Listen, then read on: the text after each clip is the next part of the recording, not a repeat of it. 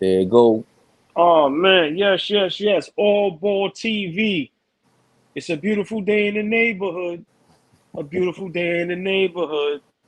Would you be mine? Oh my God, it's 90 degrees out here in New York on a beautiful week and a great Friday. Mr. Fabian, how are you today, my brother? Yo, I feel good. I feel good.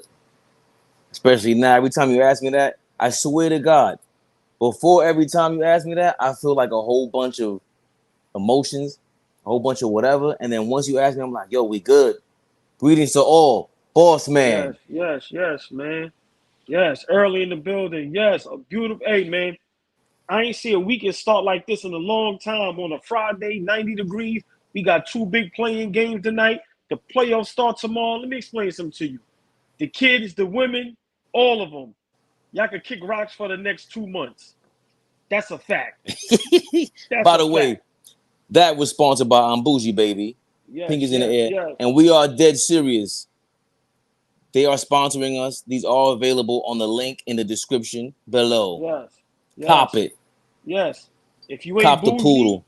I don't know what you are. Because on this side, we are bougie, baby. Pinkies up. Yes, sir. Yes, sir. And make you laugh just before we start. Now everybody on the Bulls bandwagon. And me, the first, was on the Zach LaVine bandwagon. Now, you know who I'm talking about. His middle initial was an A. Now, today in the play-in, he's picking the Bulls, and he's talking about Zach LaVine. You got to love it, man.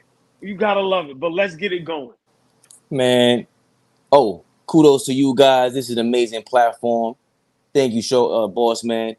Was that Carla with the harmony? Yeah, peace to Oh, the man. gods, peace to the chat. Appreciate you, Carla. You already Yes, know. yes, yes, yes. We appreciate everybody. Bossman, caller, thank y'all, man. Listen, we just trying to do it for the culture. This is what we really love to do. And y'all know our motto. You're all welcome. Big shout out Frank White. Let's go.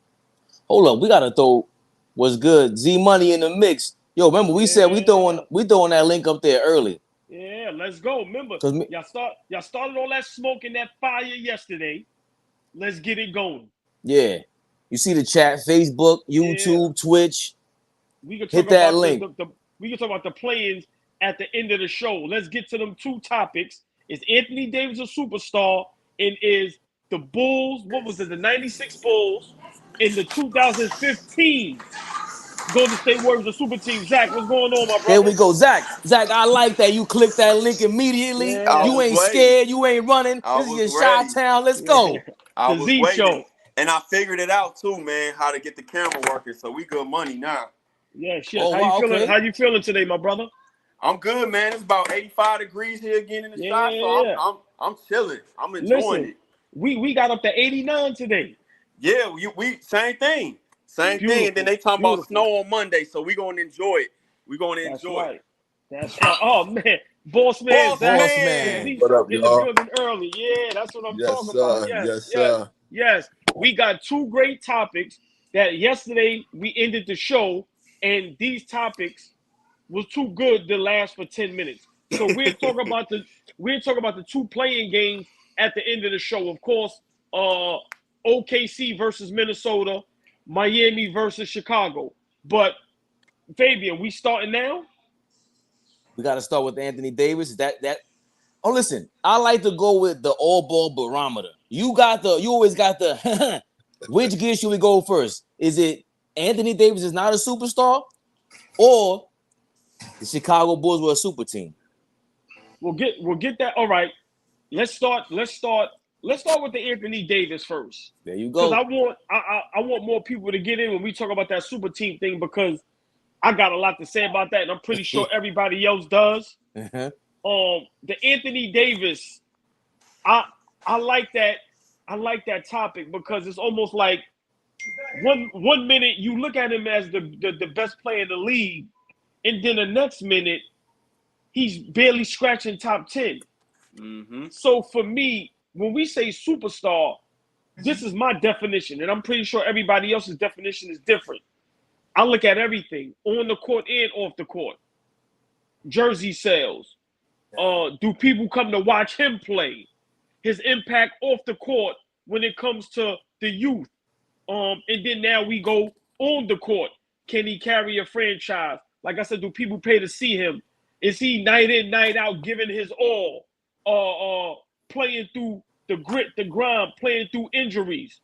My opinion, he doesn't check none of those boxes. Or at least I haven't seen him check those boxes yet. Maybe he didn't have the opportunity. But I'm being honest. If the Lakers is in town and I got a chance to go to that game, I'm not going to watch Anthony Davis. I'm going if LeBron is on the court. So, my opinion, he's not a superstar. I'll let y'all brothers go. I want to hear from Zach and then Boss Man next.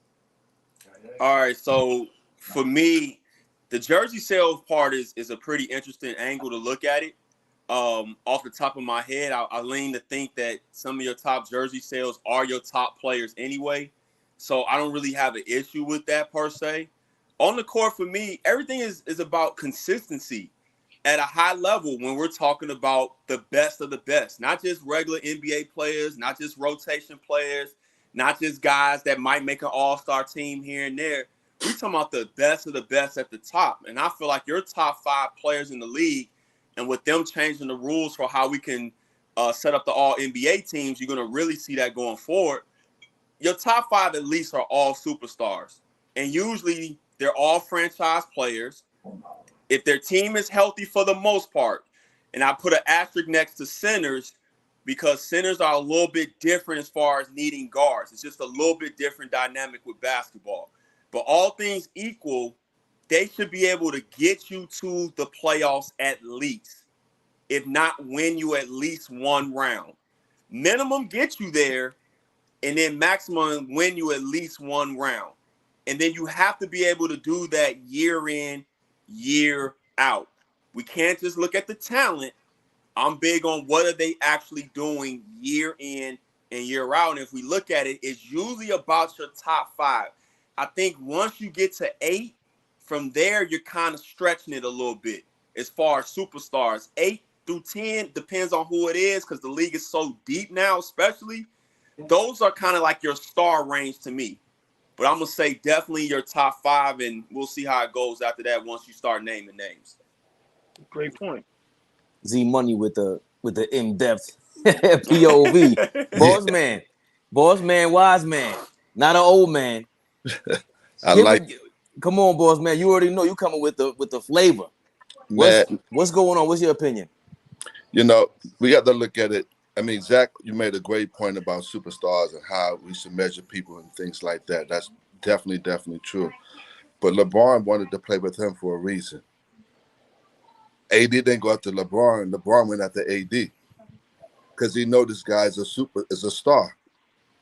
We can measure superstars from so many different angles. Sales of jerseys, the injuries, prone and things like that. Does he come to play every day? When he's on the court, he comes to play every single day. He brings it. He's a threat on both sides of the court. Think about it. LeBron was out for a long time, but a stretch for like 13 games. He carried that team.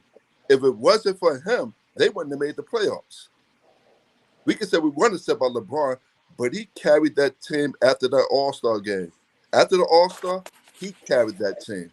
So for me to say, I'm going to say he's a superstar, man, because what he does on the court. Yes, I don't know all the things he does off the court. I'm not in tune with all the stuff he does off the court. But what I see on the court, what we see there, when he's on that court, he brings 100%, man, and people want to play with him. It ain't like LeBron said, yo, we got to get rid of this guy. We need somebody else. They kept him. That's the reason why, man. Great point. Big shout out Turbo. Just got in Turbo, the building. What up, my guys? What up, Turbo? Before Turbo, hold on. Before Turbo goes, let's shout out Dwayne.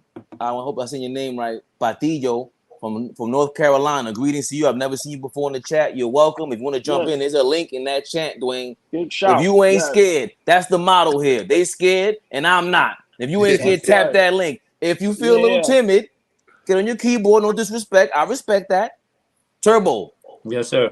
You heard the question? Yeah, is Anthony Davis a superstar? Is he a superstar? Yeah, he is. And what Boss Man said is totally correct. because he definitely played like a superstar when LeBron was out. It's no question. We know that Anthony Davis can play. It's just his health is just kind of, you know what I'm saying? But when he's healthy, I feel like he's definitely a top 5, top 10 player in the league when he's healthy. Now, so let me ask you. All right, Fabian, go ahead. You can go now. Your opinion, and I want to just give another big shout out to North Carolina in the building, in the check-in, man, in the chat. Love it, Fabian. Your opinion, is Anthony Davis a superstar? He gotta be. I think Boss Man, he cleared that one. I think we confused what a superstar is and what a franchise player is. Like in my opinion, I never thought Kyrie Irving was a franchise player ever. Even before we heard all the trouble and everything, I just feel like there's a certain skill set to have to be a franchise guy. Like, this is my organization. I'm putting everything behind this guy to win basketball games, 82 games, go to the playoffs. This is the guy we want to go behind. That's a different category. There's only 5 to 7 of those. Superstars, I think you can have 10 to 20 of those. Because you could be a superstar, be like Kyle Kuzma on TV and look like you rocking, look like, what's her name, Missy Elliott with garbage bags. And, you know what I'm saying? So there's different ways to become a star and attract people. They could sell VIP tickets to a club. That's what a superstar does. They attract. They cross over. They gain the crowd's attention.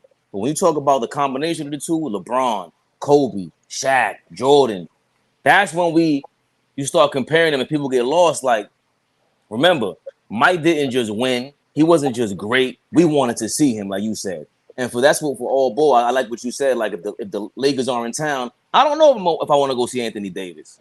That's why we kind of have him like, is he going to play, number one? And number two, if you do play, how much effort you going to give? Because you got superstar talent, but it's not guaranteed to be out there. And that's part of your light kind of dims. But is Anthony Davis a franchise player? Minus the injuries, you got to believe that that's the guy with that skill set that you want, you know what I'm saying? That you want behind to lead your team. But again, superstardom, I think, is a totally different thing, and we confuse the two. But we definitely they attract other players, and then more importantly, they attract the fans for that money. So I want to ask the panel, I don't care who goes first. Right now, today, fully healthy, where do we rank as far as census Anthony Davis if we got the order? Let me give y'all the big names, just 3. Joker and B, Anthony Davis. Where does Anthony Davis rank? At the bottom. He's definitely third. To me, I would put him in third. Would you put Giannis as a big? No. Let's just say census. We know Giannis is a power forward. Giannis is a power forward. He's not a center. Let's be realistic. I would put Anthony Davis in third place. Boss man, where would you have him in that order? You know, there's so many different ways that we can go with this. Are we talking about championship? We led teams to a championship, or we just talking about straight just skill basketball? No, if it's championship, basketball. He's number one because he won the championship. Good point. For the skill sets, he's in the top 2 for the skill sets. This man can play both ends. I mean, Jokers can't play no defense, man. That's not true. Stop saying that, please. That's not true. That's not true. All right, let me rephrase it then. So let me be clearer then. He's not blocking shots like he's supposed to be as a center. That's an empty stat to me. Blocking shots, unless you're Akeem Olajuwon, blocking shots and getting steals is empty. Are you a good team defender? Do you rotate a good team defender? He's not. There's difference. I can see there's difference between being a great team defender and being a great one-on-one. He's not as bad as people think. The only thing he struggles in more than the other guys, and those guys except for AD, this is when I'll give AD his props. He struggles in pick and roll like most bigs do. But other than that, he has quick hands. He's always in the right position, and he's a fantastic rebounder, which is why that's a part of defense as well. So I don't like that narrative that he don't play defense, just like I don't like it with Steph. The truth is somewhere in the middle. They're not the greatest individual defenders, but they're really good, solid team defenders as well. That's just my opinion. Exactly. I agree. I'm not saying he's not let me rephrase that again. He's not a bad defensive player. He's not. Because he definitely played team basketball. But I have more faith, if I had to pick between the two, Anthony Davis over him. Just because he's more mobile than the Joker. That's it. far as skill set, he's one of the top 10 in the league for his skill set. Okay, But so this is what I have with this problem, though, all ball. Yeah. We've been heavily harping on availability, load management, guys playing. But we framing this argument to benefit AD by keep saying if he's healthy, that's part of it. The man hasn't been healthy in almost 6 years. So in my opinion, I don't care what his talent is. I can't put him ahead of guys that's been out there healthy, doing it at a high elite level. Like, I just can't. So I don't like the way we framing this argument. We got to keep it consistent. Either playing games and getting it done matters, or it doesn't. Because if we have it like that, then we can make a case for a lot of guys as far as talent, but they get paid to play basketball at the end of the day. So the production and availability has to matter in these discussions. Great point. I'm gonna just piggyback real quick. A reason why I don't think he's a superstar is because, for one, they're in the play-in, and then maybe last year did they make the playoffs? So Who? Oh, the Lakers. the Lakers, right? So for me, just on that, and I said it yesterday. Excuse me. I'm sick of hearing, yo, this person talent is all right. We know a lot of guys is talented, but once again, if you're a superstar, you should be at least 7th, 8th seed every year if your team is struggling or if you don't have a great roster. I think Anthony Davis is a star, and I do hold against him. Zach made a great point. Bossman Trevor, y'all made great points also, but Zach made a great point. Being available is part of the game. Mm-hmm. I can't say you're a superstar if you're injury prone like that, where literally every time somebody bump you, people is scared because you may get hurt. So like I said, I understand he's a great talent, has great skill set, but it's a lot of players in the NBA that have that. So I don't see how he's a superstar and maybe they're not. So that's my opinion. I don't think he's that much better. Let me not even go there. Go ahead, Fabian, because I don't want to start nothing. Go ahead. I want him to. Come on, let's start go. that. Yeah, tell him, Zach. The question, boss man, get him going. The question was, we just put them in all categories, the three of them. It wasn't about their skill set. We just talking about how they was ranked between us. That was the question. We add all the other stuff in, the narrative ends and all this other ingredients to this fire right here. But far as the skill set, he's number 2. Far as Anthony Davis, to me, he's number 2. Beam is number. Philly's number 1. Joker's number 3. Wow. Okay. As far as skill set is concerned, I think Anthony Davis, when he's the best player in the game. There is nobody could play defense like that. I'm sorry. I just want to make sure you was about to say what I thought you said. Yeah. It's like you slipped and said and tried to like go by real quick. Are you saying him healthy, he's the best player in the league? Easily. Listen, when he's healthy, nobody could do what he does on defense. Nobody. I don't know, and that's my thing, Zach. I gotta totally disagree with you. I just looked it up. Denver ain't been in the top 10 in defense in 4 years. Golden State was a number 2 defense last year. So when you saying about Steph, I get it. But we can deal with a little guard not playing defense like that, or however you want to consider it. But your big man are two-way. When they're a two-way player like that, they impact both sides of the floor like that in a bigger way. I give him the advantage in that. What I say is I don't like the narrative that Joker doesn't play defense. He tries. Let's be clear. Golden State has 2 other top guys as well, so their defense is going to always rank higher because of the team aspect. That's why I don't like defensive rating and arguments, because defensive rating a lot of times is based on who you on the court with. I was just saying that Jokic is not as bad as people think he is. You have to go. Defense is some of the hardest thing to watch live. You have to literally pause and go back and watch and see who's matched up where do they end up, who's rotating, who blew a rotation, did he have to cover that? And AD is the best at that. I agree. I'm not disagreeing with that. He blocks shots, gets steals, and he's the best at that position. But I just think the health, and I think Jokic's skill, in my opinion, when I watch Philly play, I don't think you could run an offense through Embiid the same way you can run it through Jokic and everybody gets great shots. Embiid is more the traditional center where you need some really high-level guard play. to make sure everybody else is engaged and win a championship. Jokic, I think, can keep everybody engaged, win a bunch of games, but then he needs that guard play to win the championship. I think that's the difference between those two. I don't think there's any problem with either one. I think it comes down to preference and then how you build out your roster from there. Hey, Zach, so I got a question for you, for anybody. So who would you rather go see? If you had to go see Denver or the Lakers, the Joker or Anthony Davis, who would you rather go see? Oh, me is Joker all day. I mean, the way I like basketball, I would love to go watch Jokic, but I'm a pass first point guard, somebody that can really pass, and I like the manipulating of the defense and all that. So me personally, I would love to see that live, especially the fact that he's so unique at doing it. I feel like I've seen a lot of guys all great in between score the ball and do amazing things, but certain people like passing the ball and the way he does different things, that I would love to see that live. That's just my preference, though.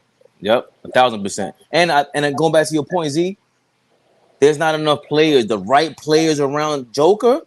Again, like I said about AD, when he's healthy on defense, ain't nobody like that. But Joker on offense, ain't nobody like that. That guy's running on offense at 7 feet. He could get any shot he wants for anyone and get any shot for himself. That is just a different level. I'd rather see that, and hopefully they surround him with teammates where we could get him to see a super level, because they're doing this and he's not even there yet. That team's not even there yet. Yep. It's not even that quick as a big. That's what makes it so unique. Yeah, exactly. About Jokic. Yep. Well, hold on, y'all, real quick. Just a little news. Andrew Wiggins is cleared to play tomorrow night. Oh, yep, I saw that. Okay. Yeah, I saw that. Yep. Early in the morning. He called me. That's right. Andrew Wiggins for the Golden State Warriors is cleared to play tomorrow night, game 1 against Memphis. Oh my God. I like that. I love that. That brings the drama. Man. I'm sorry, against the Sacramento Kings. Thank you, Turbo. I'm sorry. I'm thinking of the Lakers. And also, Mike Brown is going to be Coach of the Year, which we all called it, which I called it. I don't know if you pick, I don't know who you had for Coach of the Year, but I picked Mike Brown to be the Coach of the Year, and he's going to be the Coach of the Year. Well deserved. Nice. Well deserved. Absolutely. Man. He did an amazing job. He's doing an amazing job on that team, man. Yes. So let me ask y'all a question. Let's just stick with the Anthony Davis for a little more. What do y'all think he needs to do for the Lakers to make a big run in the playoffs? He's got to be. What's the expectation for Anthony Davis? He got to play like how he played in the bubble, dominate. Yep. That's it. He got to be in the court for at least 39 minutes. Yes. Both into the court. Yep. He has to guard that rim. He has to control the board, control the tempo of that game. Yep. Especially if LeBron is going to be roaming around for a half with no purpose. Like, he has to. And let's be clear, when he was in the bubble, he had a shot to win the Finals MVP, even though I knew they was going to give it to LeBron. But if we're being 100% factual of what happened, every game AD struggled, they lost. Right. It wasn't many. It was like 1 or 2. Every game he dominated, they won, including the game-winning shot on Denver. Like, they won. So, I don't know. I'm looking at his last 3 seasons, too. He played 36 games, 40, and 56 this year.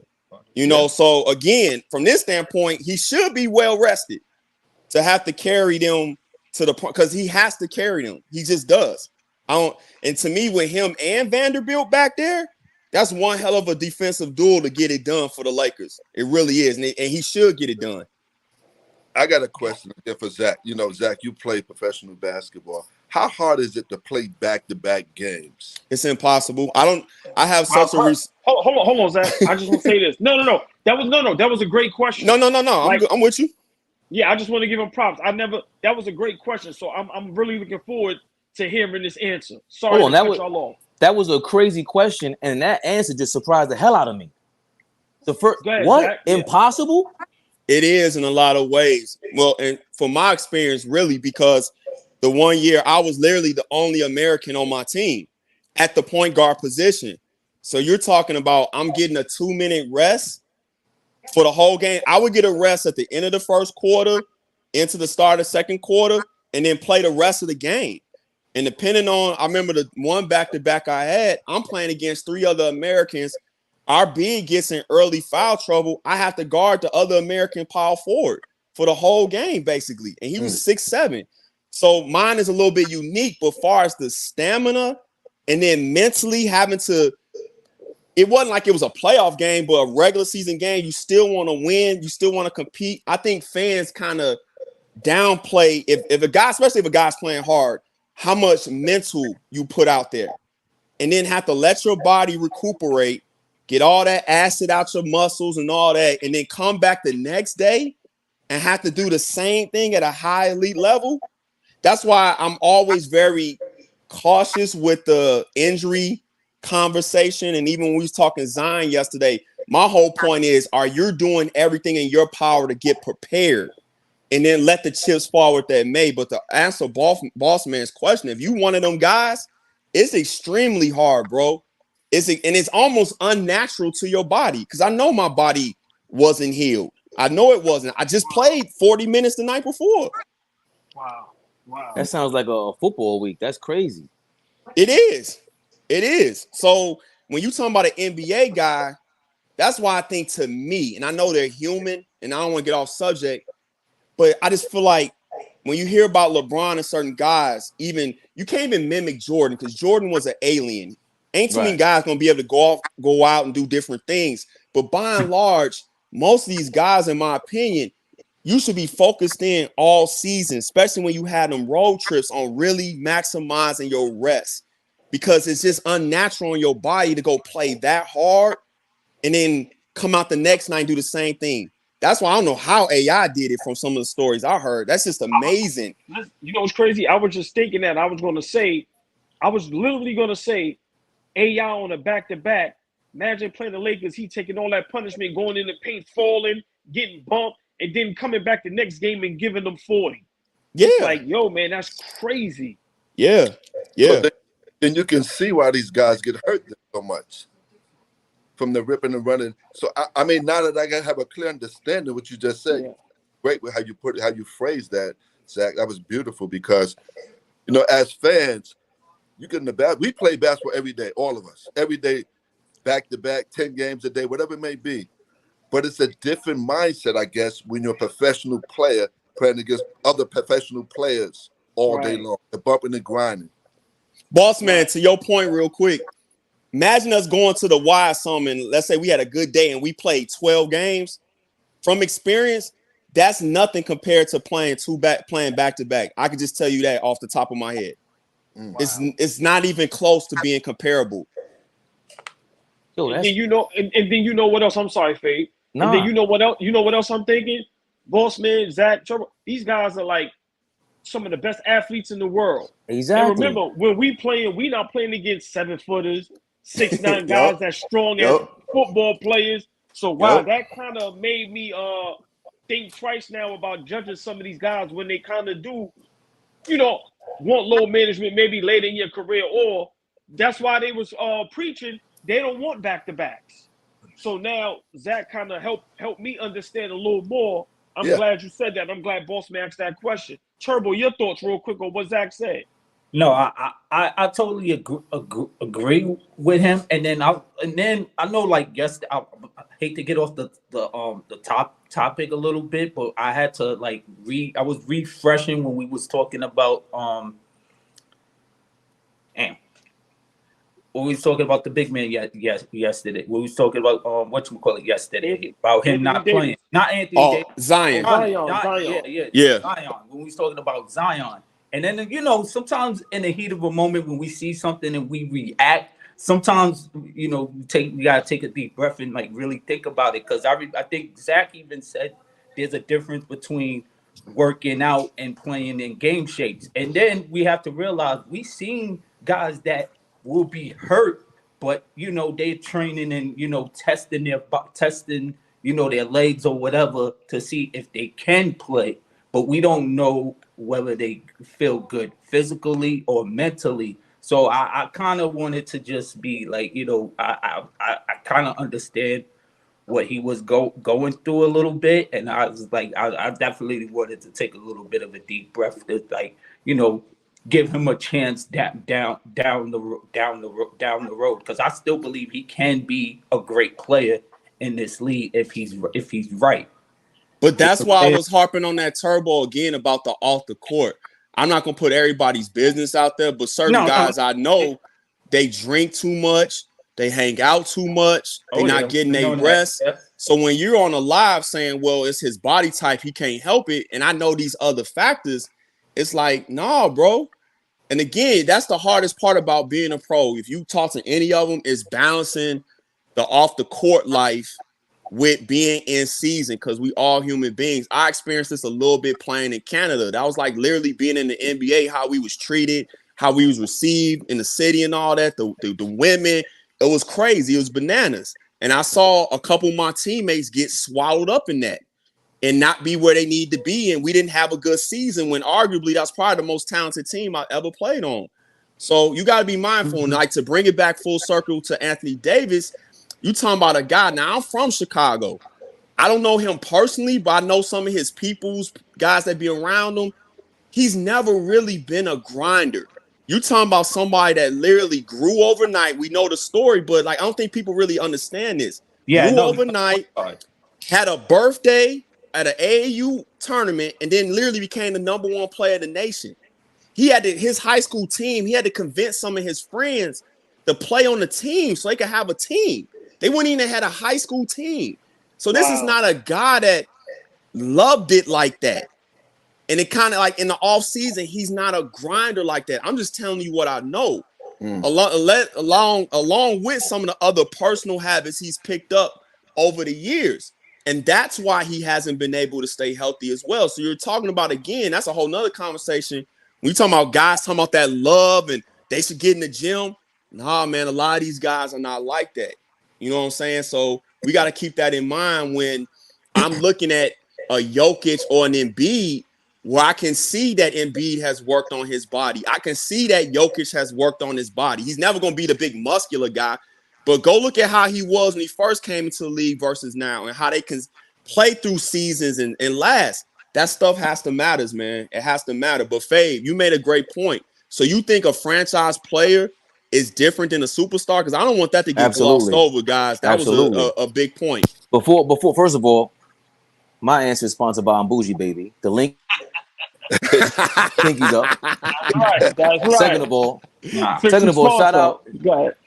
shout out to God, Land of the Heartless. Got to plug my Cleveland Cavs one time. That's gonna be one time, Land of the Heartless. This is not your first time on here, my brother. But click that link and defend the Cavs with a bunch of Knicks fans right now. You got the heart, Land of the Heartless. Oh, hold up. Smiles for Cupcakes is in the building. In the building. Got to show her love every time, man. She's definitely part of the team. Smile for Cupcakes, yes. Real quick, AllBall, Land of the Heartless. Yes, there's a difference between franchise player and a superstar. Oh, I agree. Yeah. It's like AI is a superstar, a clear superstar, right? Allen Iverson. But would you everything we know about him? It's tough to say, yo, I want this to be the leader of my franchise, because you have to make that decision and say he's gonna go play basketball, think ball through and through. I like that face you made, AllBall, because that's the decision you got to make as an owner, as a general manager. That's why he butted heads with Larry Brown. Again, say what you want about Michael Jordan. He was at the casino, but he also came to play ball and he won. He played defense. It was year after year. AI's career. AI did no. I want Bossman to get on this real quick. But hold on. AI won as well. He may not win a championship, but he came and played game in and out, no matter what. He gave his all. So I'm gonna disagree. AI, he was both. He was a franchise. I agree. He was both. I disagree with you on that, Faye. But Bossman, go ahead and get into this. Listen, your thoughts. Faye, I know you're bougie and all that and everything. You might be drinking a little booze right now, but Iverson is a franchise player. Oh, facts. You can ask 10 people that you meet off the street, and 9 out of 10 will say he's a franchise player. Bottom line, I don't care his height, his size, his weight, whatever he did, no practice, whatever it may be. When he got on that basketball court, he was a threat to everybody on that court. No question about it. He can gamble one night, hang out one night, go to strip club, walk his dogs. He is coming to give you behind 40 points a night. He won one game against the Lakers for the championship, but he won that game. Remember, he didn't have a solid team. He had a decent team back then, but the heart of a lion took him to that next level. And that was the worst team that ever made it to the final. Right back. I'm listening. By far. But yeah, AI is definitely a franchise player. That's why he was picked number 1. And then you got to look at it. Look what Philly was before he got there. They were terrible. So let me ask y'all a question. Is Anthony Davis a franchise player? Franchise talent, man. Not no more. No. Not no more. And I challenge anybody in the chat and listening, go watch him in the Pelicans, man. It doesn't even look the same. Like, go look how much slimmer he is. He's easily 35 pounds heavier now. Look how he moving. Look at the bounce, the confidence. And Fabian are like this. I think the pressure LA is just different. It's a lot easier to be a franchise player in New Orleans than to be one for the Lakers when you're not a grinder. Great point. It's a lot easier, man. As much as we talk about New York, I'm never gonna disrespect what the pressure is in New York. It's a lot different to be a franchise player for the Knicks than it is to be for the Nets. See, now it just is what it is. Now with Z, I love what Z just said, because that's the reason why D Wade is a superstar. It's not just LA, that's also LeBron. That's a different kind of limelight to be around. Dennis Rodman was a superstar player. He wasn't a franchise player, but he was a superstar off the court. He's selling you tickets. That's what he does. So I think, land of the basketball right here, I love what he said here. Iverson is bigger than basketball. Hey, I totally agree. Yep. Yes. I was just finished saying Iverson, to me, in my opinion, is more influential than Steph Curry. He's the most influential player in the last 20 years, in my opinion. The league looks like him. I just want to say this. Sure. We need to make Monday show that need to be a topic. Yeah, that'd be a good one. Right, because I'm gonna be honest. As influential as AI is, that's tough. I'm gonna be honest, man. AI I'm gonna hold my comments, because if y'all make that a show, I'm gonna hold my opinion on that. Right. Because listen, that just set me on fire. You just see what I just was about to do. Yeah, please.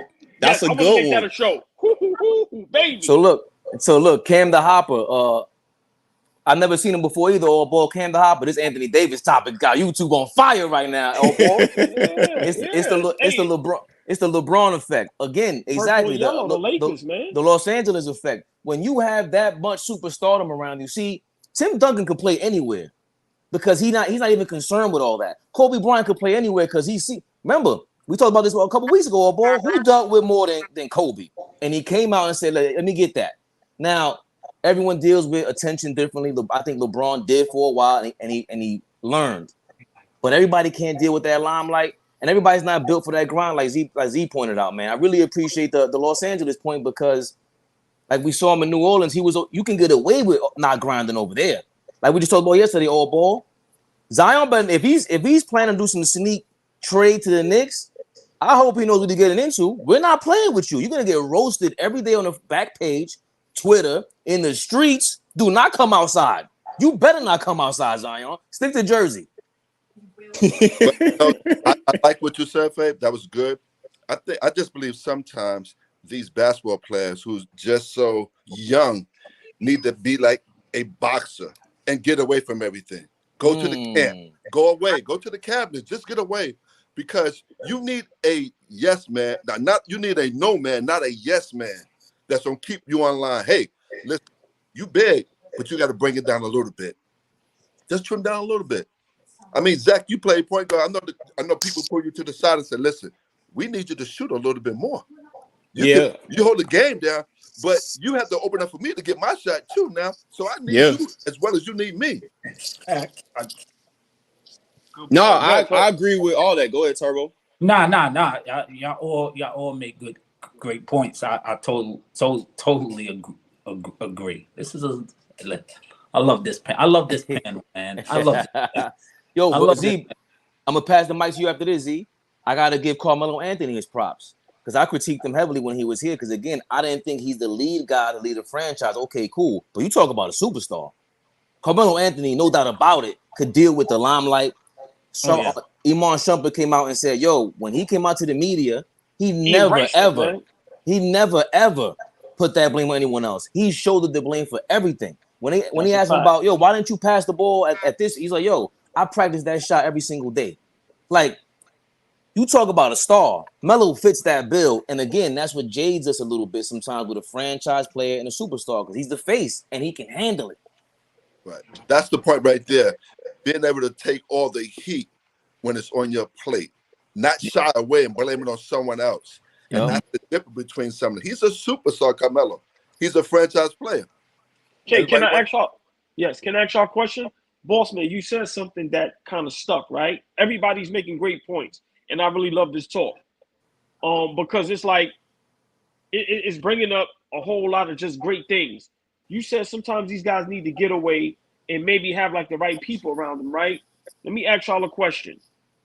Do you think some of these former NBA players, the Garnetts, the Barkleys, the Shaqs, should they be a little more, how can I say this?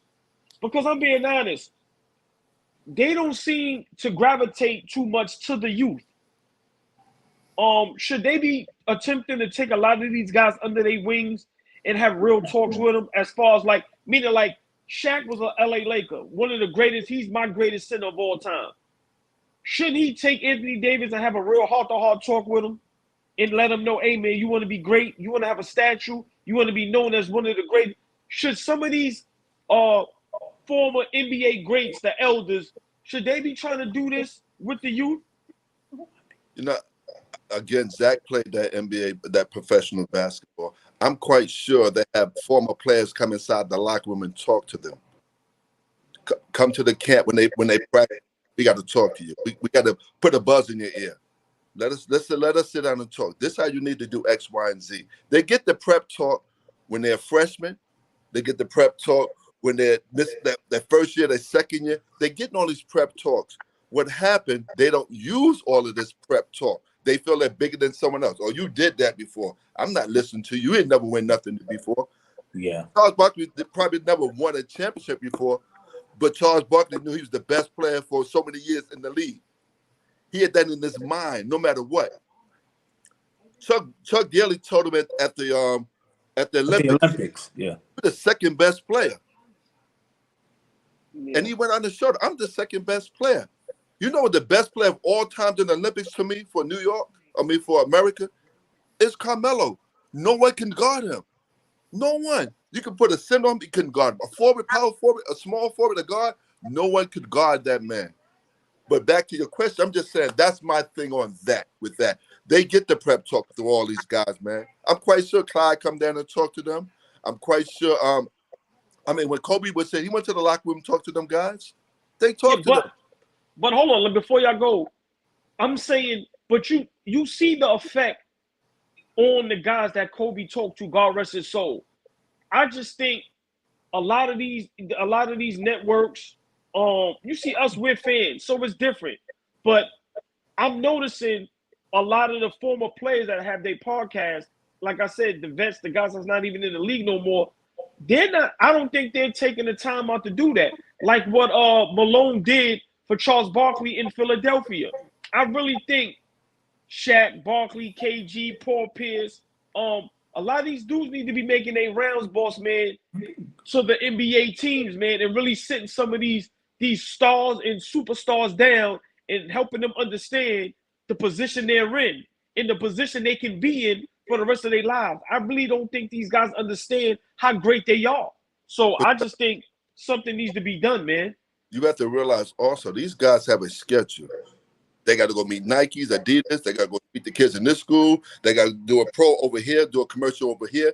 So their schedule is really, really, really tight, man. No excuses for what you're saying. I believe Zach has more insight than I do about something on this topic.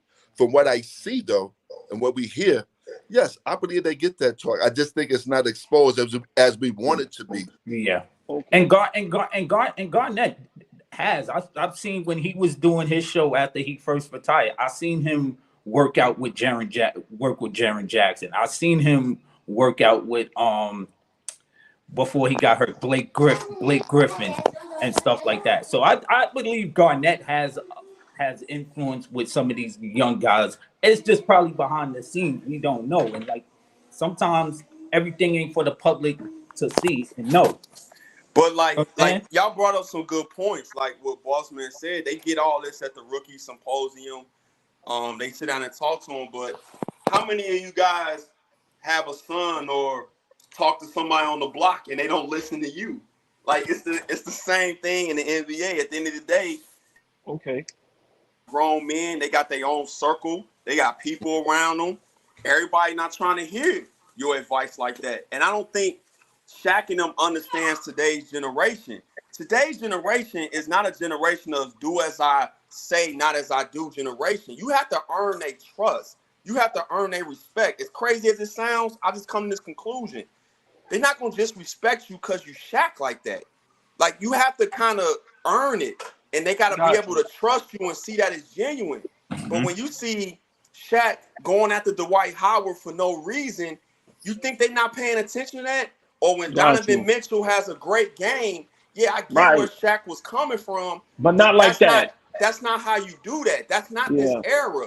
So you got to be able to know how to relate and listen to them. And then, like, again, I've seen it firsthand where I would talk to guys, pull them to the side. I'm not saying I know everything about, like, hey, bro, you kind of wilding with Shorty right now. You know, you ain't played well the last game. You know, you might want to, hey, he didn't listen. And then he got hurt, and then he got sent home. Now, mind you, I was hurt the whole season. I had the Markelle Fultz injury to a certain degree. I couldn't lift my arm to shoot. But I kept my job the whole season because I was a good pro. I played good defense, and I could come in and give them some minutes running the offense. But I kept my job mainly because I was a good pro, because for me, I don't like extra attention. I only like attention when I'm playing between those lines. But a lot of people like the attention, for better or for worse. That celebrity, think about it. If you're just a regular person and you go from nobody really saying anything to you, I'm talking about strangers, to people coming up to you on a daily basis, wanting you to take pictures, sign autographs. That's a lot for a lot of people. So imagine it on an NBA scale. But again, like I said, I'm not one for excuses, especially when certain players start to open up their mouth. Now I'm going to hold you accountable. But again, they get some of this treatment, but I also don't think the old heads necessarily know how to relate to the new generation the proper way. That's just my opinion.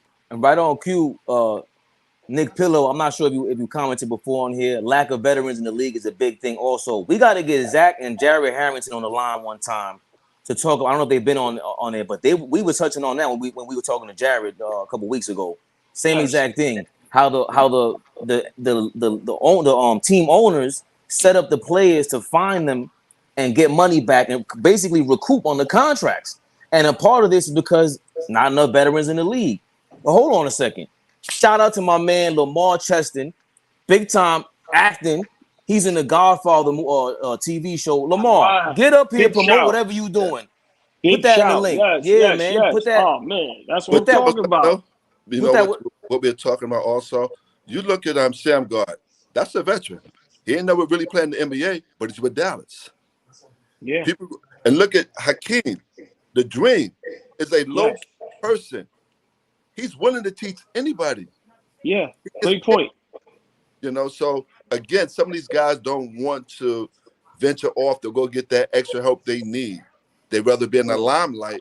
I'm not saying they're doing anything wrong, but when you out with all in America, wherever you live at, wherever you may be at, you in somebody's limelight. So you want to go drinking here, you want to go eating here and all that, and it takes away from the stuff you really need what you really need to be working on as a game.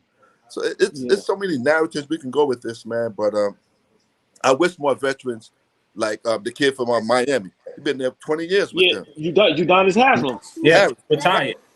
That helps that team along the way to grow. Yeah, yes. Hey, boss man, you think Sham God is not talking to Luka? Oh, no question about it. Oh, I But think Luka ain't listening. You know what I'm saying? Like, I met Sham once. I've been around Sham. Came to Portland to play in what was the IBL, like the minor league out going in the summer. And he a very vocal, natural leader type guy. So I know he's talking to Luka, but it's got to register on the other end as well. But So exactly. hold on, boss man. One second, because I'm gonna get to the comments because when they comment, we want to get them in real time. Mhm. So Shaq seems more invested in the Hawks than the damn Lakers. Barkley can definitely teach, but I think his comments over the years and his personality, Cats will rock with Barkley to a certain point. He ain't never won a chip. Nick Pillow again. These young guys need these vets to teach them how to be pros. Very good point. And then 18-year-olds who've been nothing but praised and rewarded because of Ball gives them a big head. Look at the Rockets; they didn't respect Silas. Boss man, that's right up what we're talking about right now. When you think about it, every team have back in 1981, it was 2 coaches on the bench. Now you got 10, 15 coaches on the bench for these players. Think about it. Right. Everybody had their own little personal coach. Mm. They don't want to listen. And you look at it, you can look at it on television, guys having fights. You having a fight on national television about a basketball game? We fight about basketball, about a play. Yeah. Yep, I remember. I go down my arm because I had an argument with you. You hurt the team, you hurt us. You hurt yourself, and now you hurt the team because you can't play. Great points. Great points. Go ahead, Turbo. Nah, because when DeMarcus Cousins got into the league, they had to hire his AAU coach. The Sacramento Kings had that because he knows how to deal with him. You know what I'm saying? Damn. Yeah. Crazy. Listen, man, great points, man. This topic was super dope. We almost did an hour on it. Any last words before we get to the next topic? Because I'm gonna be honest, I'm very excited for this next topic, man. The super team talk. Listen. I knew that. I was waiting Zion. for that. People throwing Zion off. They need to trade him, get rid of him. He's too heavy, whatever it may be. Steph Curry was hurt for 3 years straight with that ankle. Mm-hmm. He got it. He went to the right people, took care of his health, and got back on the court. That's the same thing Zion need to do. Get around the right people. If I'm Zion with Curry, who's your people? I'm calling them right now, my agent. Hey, listen, I need to speak to Curry. I need his trainers to help me along the way. I need LeBron's trainer to help me along the way. Pay the money. You're going to get it back 10 times more. Great point. Outside the endorsements, yeah. But then a lot of, and from what, and I maybe Zach can speak on it, being that he was a pro. Now we're hearing like with situations now, like most of these players, they don't trust the team doctors. They have their own doctors. So there's a lot of conflicts in that too. There's a lot of conflicts with that too. So I just want because some of these doctors have messed up. Just keeping a buck. I mean, there's rumors and innuendo that the Bulls doctor might have botched Derrick Rose's surgery. That's why he had issues going forward. I can't confirm it, but Lil Birdie told me a couple things about that. So they almost killed Luol Deng with a spinal tap. Like, people don't understand. Like, Grant Hill, misdiagnosed. He shouldn't have played on his foot, and it messed up the rest of his career. Wow. So, hey, hold on. Let me just let everybody know. Zach is giving us great inside information. Chicago native, played professionally, has insight. So I just need everybody on the platform and in the comments to understand this man is preaching, and we got to give him his props. But also, let's not forget that San Antonio doctor over there with Kawhi Leonard as well. Yeah. So they were supposed to, and from what we heard, that they got one of the Dumb in Phoenix have one of the best, medical people in the NBA. But Phoenix, sometimes as us, and like I said, us as smart people, we can screw up too. Right. Smart people ain't gonna know everything. You know what I'm saying? Boss man made a great point. I'm sorry, Turbo, before we get off this topic. Boss made a great point. Look how Kevin Durant came back. Look how Klay Thompson came back. Curry with his ankles. LeBron, how he just for 20 plus years is just like a machine. Hey man, speak to them guys. See the trainers and the And shelter B, things that they was dealing with, right? And try to go that route, man. But he definitely needs to figure that out because Zach said something yesterday that kind of went over people's heads. It'd be a shame, and Zach said this, y'all, not me, the Z Show. It'd be a shame to not see Zion in his skill set, not to be able to see that for 10, 15 plus years. no, that's Like the NBA needs a young talent like that. It really does. Absolutely. So yeah. Real quick, old ball. Harmony Zion needs to go play football. That's hilarious. Also, this is a great point. And the New Orleans medical staff before this new staff has had an issue. I think that's why AD is still having issues. If I'm not mistaken, Wow. Zach, Big you shot might remember Harmony. this. If I'm not mistaken, they were using like the New Orleans Saints medical staff or something like that. Yep, that was a disaster. They So sure were. right. So I don't know. I remember it vaguely. Who's this Darkness? Oh my God. What's up, Darkness? What's up, Doc? I'll tell y'all right now. You know, I got peoples in New Orleans. Like I said, I got real family out there. And one of my guys played for the Saints. New Orleans is a football town. It's not a basketball town. And those owners are very cheap when it comes to the Pelicans. So I can imagine what they doing over there as far as when it's coming to football, they all the resources, everything. When it comes to basketball, it's not a basketball city. It's not a basketball town. So I'm pretty sure what that young lady said, man, she's right on point with that. Hey, man, these guys, boss man, I'm gonna repeat what you said. Find out how these guys is staying healthy, what they're doing, how they're rehabbing, and go to their people. Go to their people. So I agree with that. Rage man, what's up, Rage man? Hey, what's going on? Can I piggyback off that real quick? Yes, go ahead. I heard you talking about injuries and how players can avoid it. One way is we see AD, the Joel Embiids, the Zions, they get hurt a lot, and one of those reasons is because how they land. They need to take a ballerina course or a ballet course or get a landing coach or something because that's the negligence on their own. They don't know how to land and run properly. They don't know how to use their bodies that well. You know, it's funny. Real quick. No, it's funny he says that, old ball. I seen Marbury doing that. It had it on like NBA Inside Stuff, and this is like 25 years ago. And at first I laughed, and then I was like, Marbury in a tutu. But then, hold on, that's ill. No, but hold on. I know Zach probably want to say something, but hold on, just real quick. Look at what the guys in football do to learn how to slide correctly. They deal with the baseball guys. So, Rage man, wow, that was super dope. Zach, piggyback off that. I know you got something to say about that. No, because again, this whole year for me, because I'll be 42 this year, and I want to extend my health as long as possible. So I started stretching more, implementing yoga more, and we've seen LeBron do all of this. We've seen the Pilates classes. Now, I don't think guys think he's joking. I don't know if guys think it doesn't work, but it's somebody that's really dedicated themselves to like really stretching more, opening up, for example, the hips and all that. I squat better now. My knees don't hurt. You know, it just doesn't make sense to me why they can't replicate it. But I keep saying this is the human element with super great people. The human element always is going to get in the way, and certain people just have it in them. Others don't. I'm going to quote KRS-One because I think it's one of the dopest things he's ever said. He said, nature puts things out in abundance, looking for that one great thing.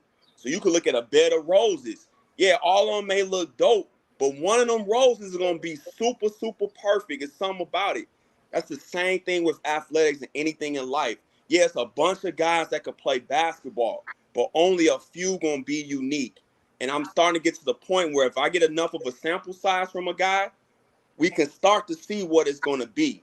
Now, I don't want to completely write Zion off, but AD at this point, AD is who he is at this point. It's just a matter if he can stay healthy. All that other stuff, if it ain't happened now, it's not going to happen, bro. Facts. But two things, man.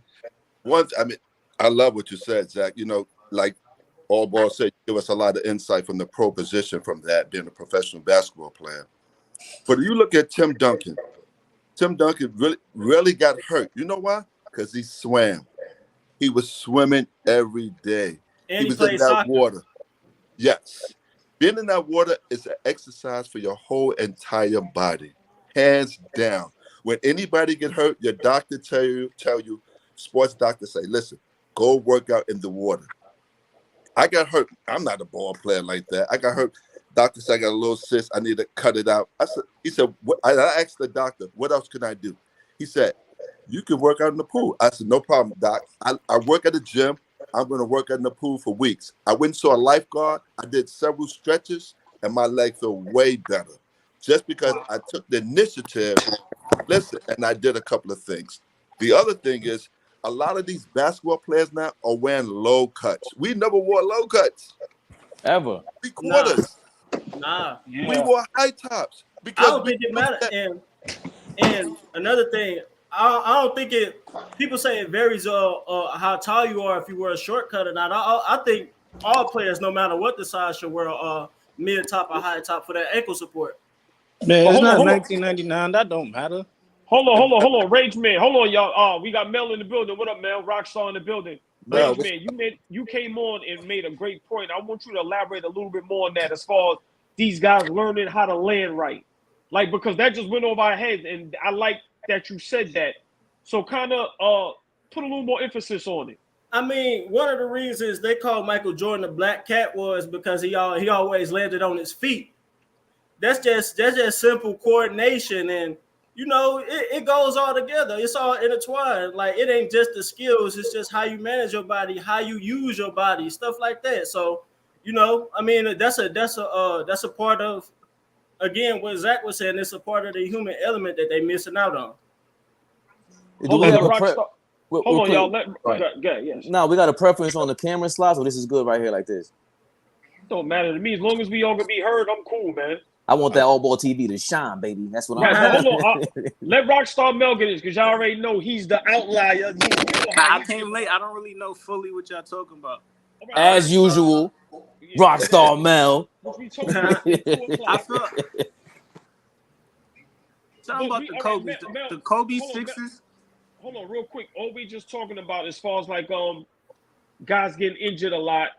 We already spoke about the Anthony Davis not being a superstar or being a superstar. But before we get to the next topic, we was talking about guys getting injured so much, and Rage Man came in and said guys need to learn how to land better. And then everybody else is saying also wear low top sneakers. You said none of that matters. Yeah, I don't think, because I think like the Kobe Sixers might be like the LeBron's is number like 2, and the Kobe Sixers is like number 1 that'd be more this year, and those both low cut. LeBron 20s and Kobe 6. Like, I'm a sneakerhead, so the Kobe 6s is like a high percentage of the NBA players wear them. I don't know what percentage of them get hurt. But even I hoop. I made the transition to hooping it, and that's another thing. I work for Nike, so they make sneakers, and that's another thing. Players might be wearing sneakers that don't fit their body type. It's really like they make sneakers for your body type. If you explain that, because I never knew that. So, and I see Zach shaking his head. Explain that. Like, if you got like a big body type, like bronze would be good for you. But like if you skinny, like I was hooping the other day, and there was a big man. He was like 6'5", 3 something. He was wearing Kyrie's, and he's hurt his ankle. But you got on Kyrie's; those is not made for you, big man. Because they fit narrow. Right. So they really have sneakers, the technology to sneakers to match your body type. I think that plays a part. But no, you're definitely right, man. I love what you said, because Kyrie sneakers, you have to get 2 sizes bigger. Right. Yes. I noticed, because I Jordan work for sneakers, Nike, you have I'm to a sneakerhead, and I hoop. Yeah, I bought a pair of Jordans. I had to get 2 sizes bigger because they were so narrow. But they got this place called Road Runner. You go downtown, they fit your foot, your whole body to that sneaker. You're absolutely correct, man. That's a great point, Mel. I mean, I love that, man, because go ahead. No, go ahead. So saying that you with me, and you said that was the 90s, but I see when you look at football players, they wear high tops. They run all day long. It's the reason why, because they have to support. It's so much lateral movement that you're doing. You need to secure your ankle as well as basketball. But let's be clear, it's not the high top like the older generation think from this standpoint. Because I fractured my ankle in 2 places with a high top on and an ankle brace, because I was in that ankle brace era, right? But what Rockstar Mel's saying, I agree 100%. I did a video on this. Go back and look at the shoes AD was wearing in New Orleans. He was wearing like hyper dunks, more of a sturdier shoe. And again, he was probably 30 pounds lighter. Now that he's bigger, you can't wear them cute shoes. Go look at what Jokic is wearing. Look what Embiid's wearing. They're wearing a Valanciunas. Like, they're wearing a solid shoe for a reason. So it's not so much the low cut like people think, because Rockstar Mel, what's the first Kobe's? The first low. What number is that? 6. Yeah, no. Is it the 4? 6? There might have been the 4. The 4s was like mid, but they had like the No. They got to be the 5s then. The first low cuts he had, the ones they had Olympic pair, they had a gold medal Olympic pair that he wore when they played in China. Because I thought you was a sneakerhead. That was the 5. That was the 5. They look similar. Ain't too much change. Like it's a little change. They're a little bit more rounder to me. It's 5. Those are the 5s. I played a whole season in the 5s. Those was dope for me, and it had nothing to do with me as far as ankle support and all that. I just really think, like he says, he likes them little cute shoes for some reason, but he weigh almost 265, 270 now. It's too much. Even like KD. So KD started make the low cuts. KD, like after Kobe went into it, KD followed the line with the low cuts. He made the low cuts because he was inspired by soccer players. He was like, I watch soccer. Soccer players don't get hurt. So that's why he started coming out with the low cuts. And for the most part, it works for him besides recently, but he been wearing low cuts too. Yeah. So real quick, shout out to Lamar. Everyone needs to be taped and draped like Jay Crowder. These cats wear a lot of stuff for fashion, and then every other play land on the floor trying to draw a foul. AD Harmony says AD needs to put on some British Knights. Hey, some of these young bucks don't know what British Knights is. They don't. They really don't. I'm not gonna lie, and that's one time. That's part of the reason why I transferred to Nike. Like I used to wear poop and anything, but it was one time, like it's the Kobe's. The Kobe left Adidas, and then like everybody that was wearing Adidas got hurt. Like it was like Derrick Rose, Jimmy Harden, Dwight Howard. I was like, oh nah. I fractured my ankle. Them was some Adidas. I had on a pair of Pro Models. Wow. I had on a pair of Pro Models when I fractured my ankle. To me, the two best shoes I hooped in, I think Nike is the staple. I think they Hyperfuse is dope, but I don't know about they new stuff. But when New Balance had Matt Bonner and they jumped into the hooping shoe, that was by far the best hooping shoe I ever hooped in. And people used to make fun of me. Like, you wearing New Balances? I'm like, man, these shoes are so comfortable. They light. They give you great support.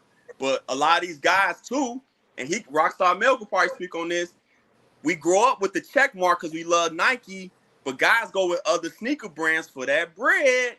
And everybody don't make the same kind of quality of shoe or have the same type of technology, the same type of people who work on your shoe. Like they do it like a Nike. I'm not gonna lie. I watched the vlog probably a couple of weeks ago, and somebody said the same thing. Like even right now, New Balance got some of the best basketball. I was just gonna say that. Not gonna hoop in New Balance. Outside of Kyrie's and Jordan's, New Balance got the best shoes right now. Oh, real quick, Lamar wants to know how y'all feel about Steph Curry. The ankle's been looking fragile in Under Armour. You think so? Nah. Yeah, me either. I haven't. I haven't had a pair of Under Armours, but I know all the youth. Under Armours is up there with Nike now, so I feel like they got to be doing something right. Hey, Fabe, hold on. That was a great segue for the next topic. Let's get to it.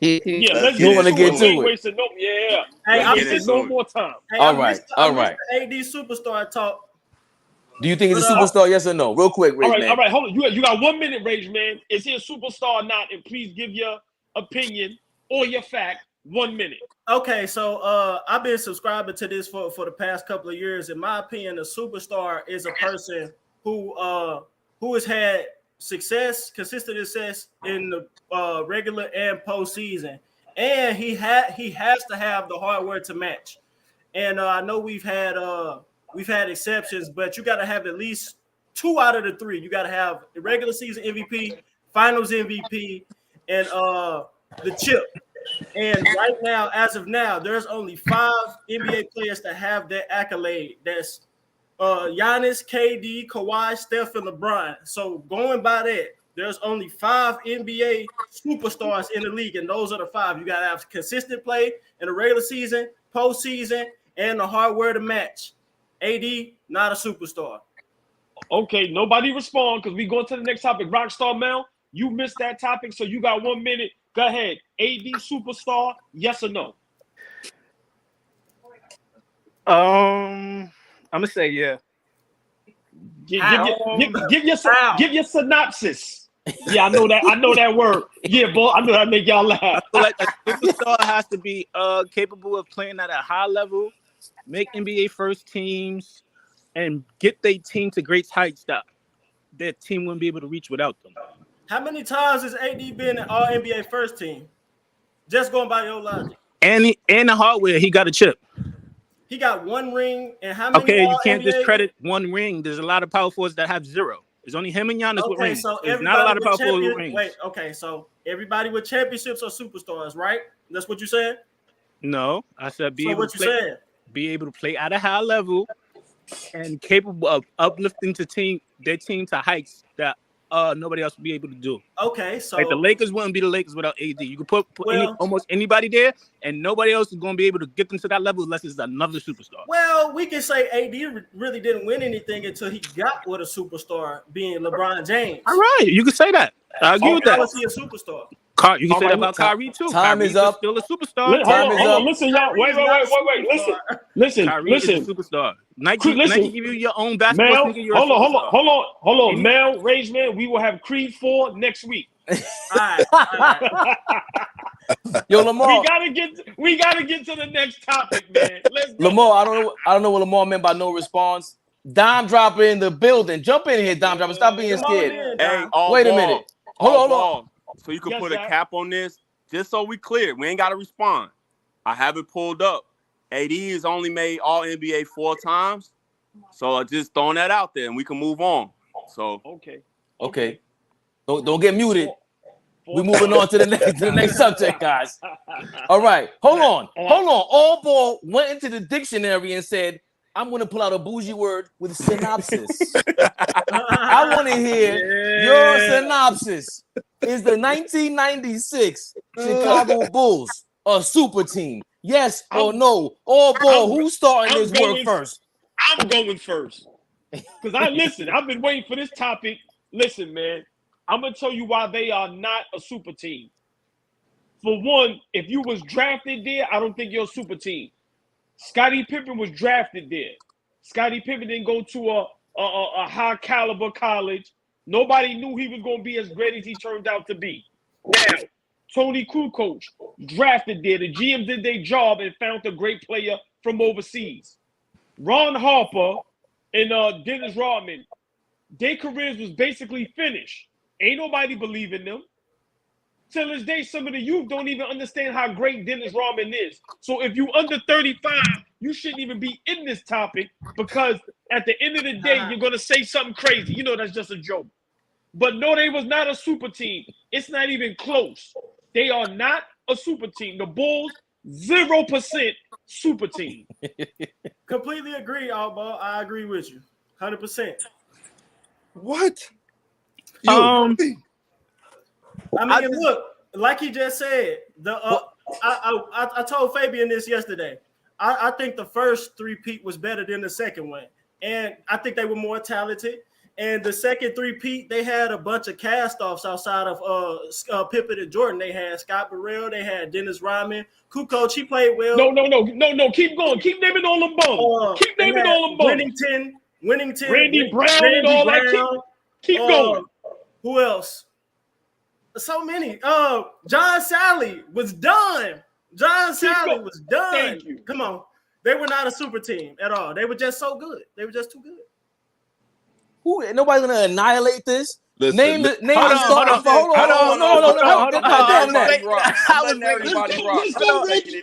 Let's go, Range Man. Get the hell out of here with this. Hold on a second. They can't argue that. Yes, you can. Name me the starting What's your five. definition? Y'all making your own definitions of Exactly. super team, though. Name me. Y'all making your no. You can't. You have to make your definition. You can go to Google.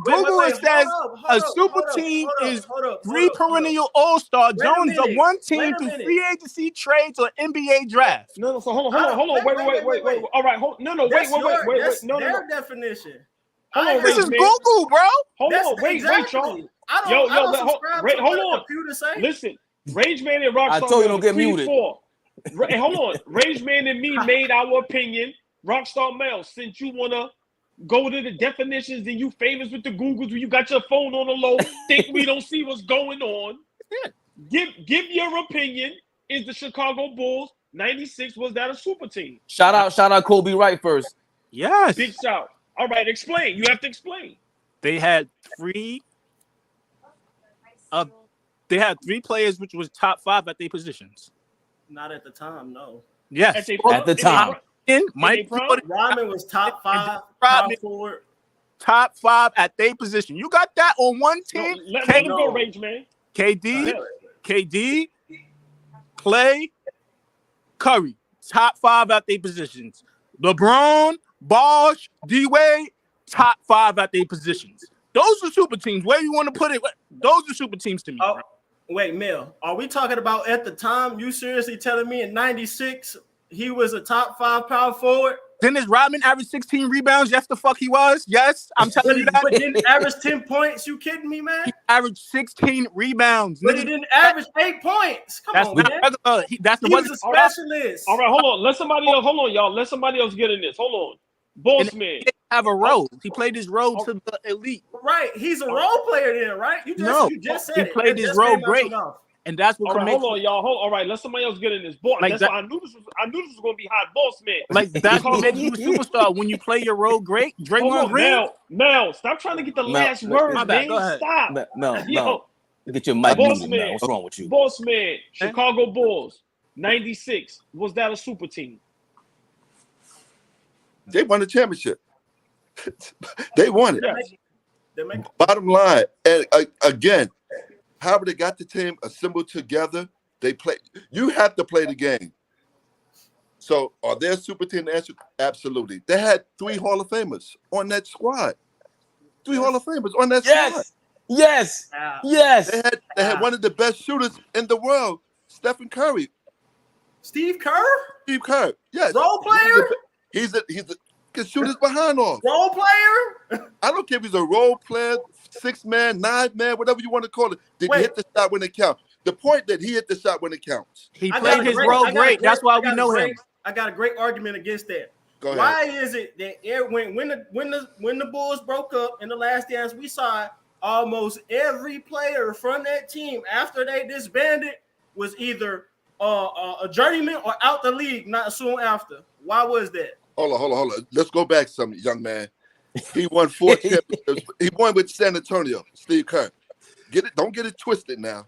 That was after the fact. That was No. Jordan Shrug. There you go, boss man. Get this little young punk. Yeah. What's wrong with you? Get him, boss man. Yes. So for you again, they won how many? They won 73 that year. 72. Golden State won 71. And they lost. I don't consider the 2016 Warriors a super team. They are a super team. Nobody can beat they behind. You can take any error. You can take any error. They busting everybody behind. Any error. Thank you, boss. I'm putting my money on them.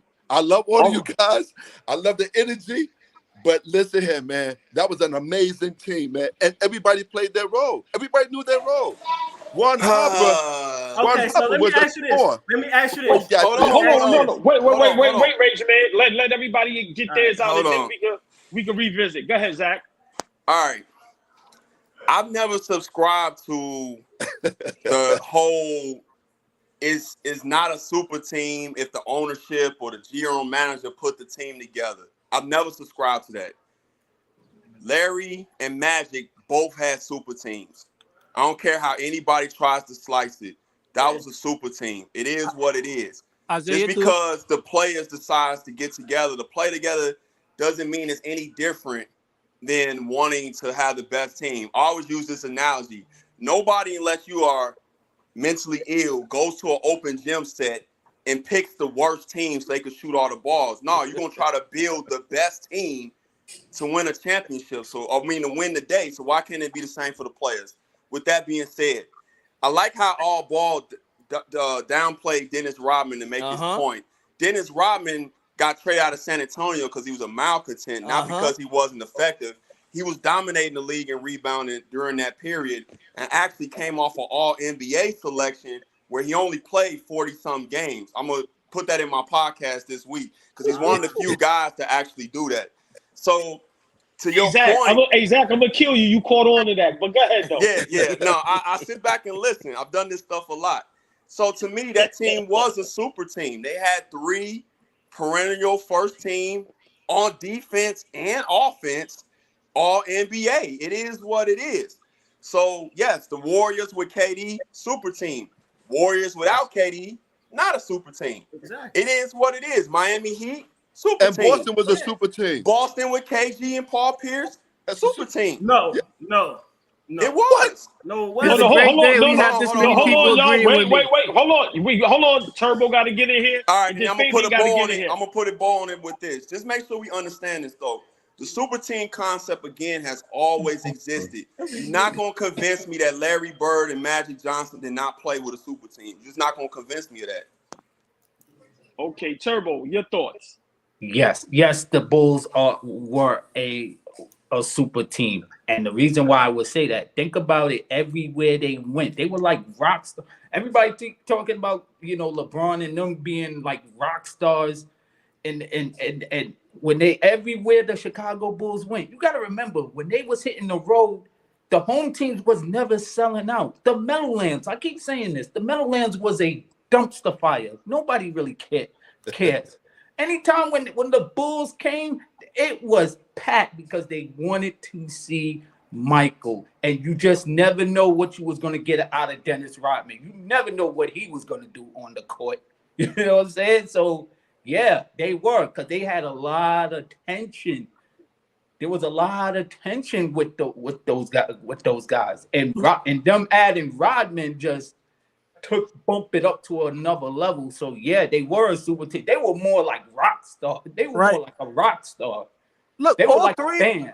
All three of them had their own team sneakers in the 90s. There's not even players in the NBA now with 3 players with their own sneakers in the NBA on the same team. Maybe you gotta be elite to have your own sneaker by Nike, bro. You gotta be elite. Star power. No, it's not. Nike only give elite niggas contract sneakers, their own sneakers. You gotta be super elite for Nike to give you a in the sneaker. league right now. Yo. Listen, one at a time, because I can control that mic. This ain't Instagram, baby. We are the pros now. One at a time. Go ahead, Mel. Go ahead and then Baseman finish up. Oh, go ahead. Wait, before we do that, remember, you have to give your answer. You didn't go fade. Chicago Bulls, 96. Was that a super team? Most definitely.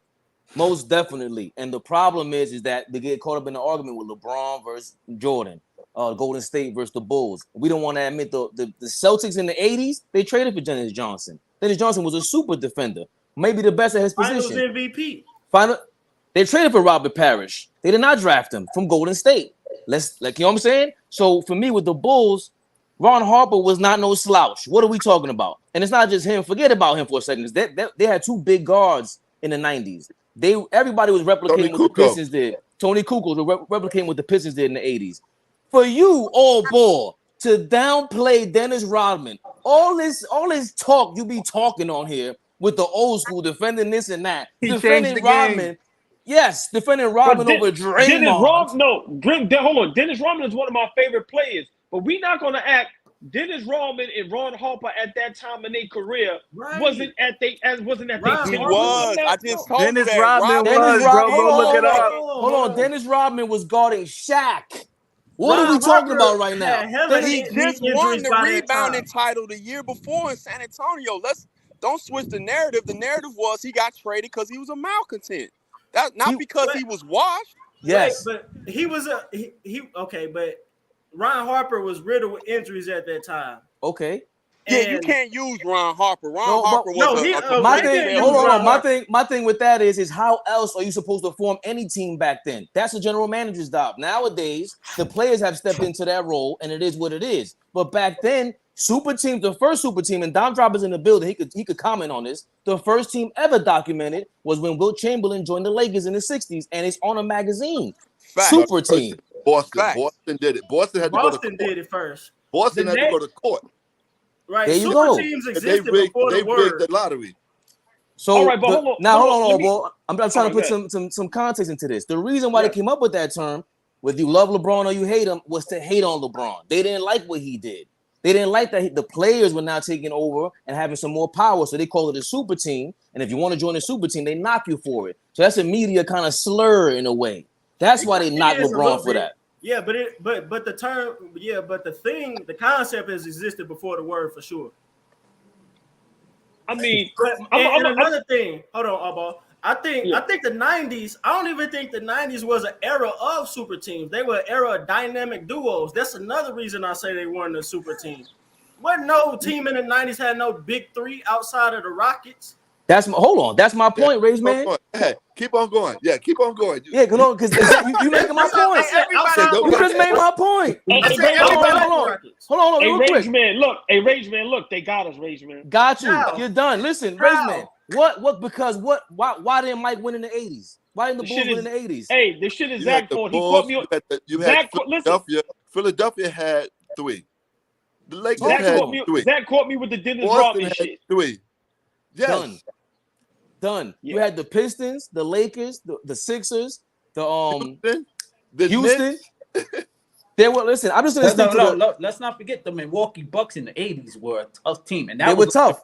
They were the first team. They were the first. That was like the last. So hold on. So let me ask y'all a question. All jokes aside, let me ask y'all a question because all y'all make great points, man. Zach caught me with my little shenanigans moves I be doing. I don't like that, Zach. That's a good point. But I still love you. But let me ask y'all a question. What was the piece that made Chicago a super team?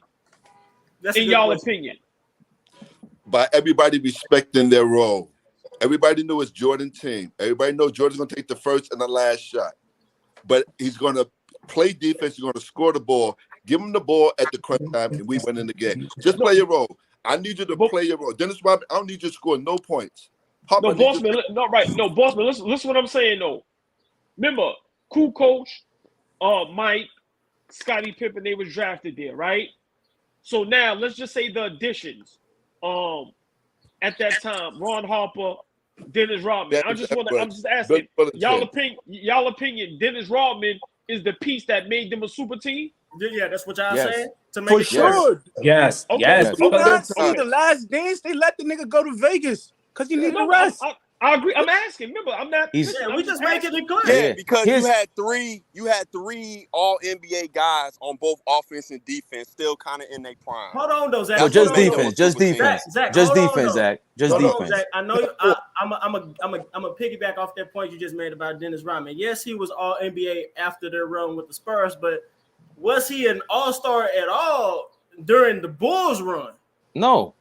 He didn't need. That's my point. He didn't need to. That's my point. But here's my thing. Here's my thing. Right? When we called KD when he joined the Warriors, they became a super team. Why? Because he was an MVP. Right, but hold on, Raymond. Right, but there's a reason for that. The reason why they looked unbeatable was because you have an era where they took away all these rules from the defense, and now you have that system with a guy like that, 2 MVPs. Now go back to the Bulls. That era was more similar to that defensive style. So when you add 3 All-NBA defenders, one-on-one defenders on that same team, that's a good point. Come on now. That's a good point. That's the same thing. I disagree, but that's a good point. But we also mentioned the common thread, too. We got to put it in context. The reason why there's not a lot of them is because you have to look at the salary caps of the eras, for example, right? And you got to look at some of the things that took place. Like the Lakers fleeced the Bulls to even be able to get James Worthy, for example. Mike was on a certain type of contract. Curry hurt his ankles, so he was on a certain type of contract where they could even afford to get KD. So I don't think there are as many super teams as we think they are, to be honest with you. But the 96 Bulls, if you want to be technical, you have 4 guys in their prime. Kukoc, Rodman, Jordan, and Pippen. That's a super team. Don't forget the coach. Try to slice it. Yeah, and they had Phil Jackson. But when you say it like that, I'm gonna die on that hill that they weren't. But I get y'all points.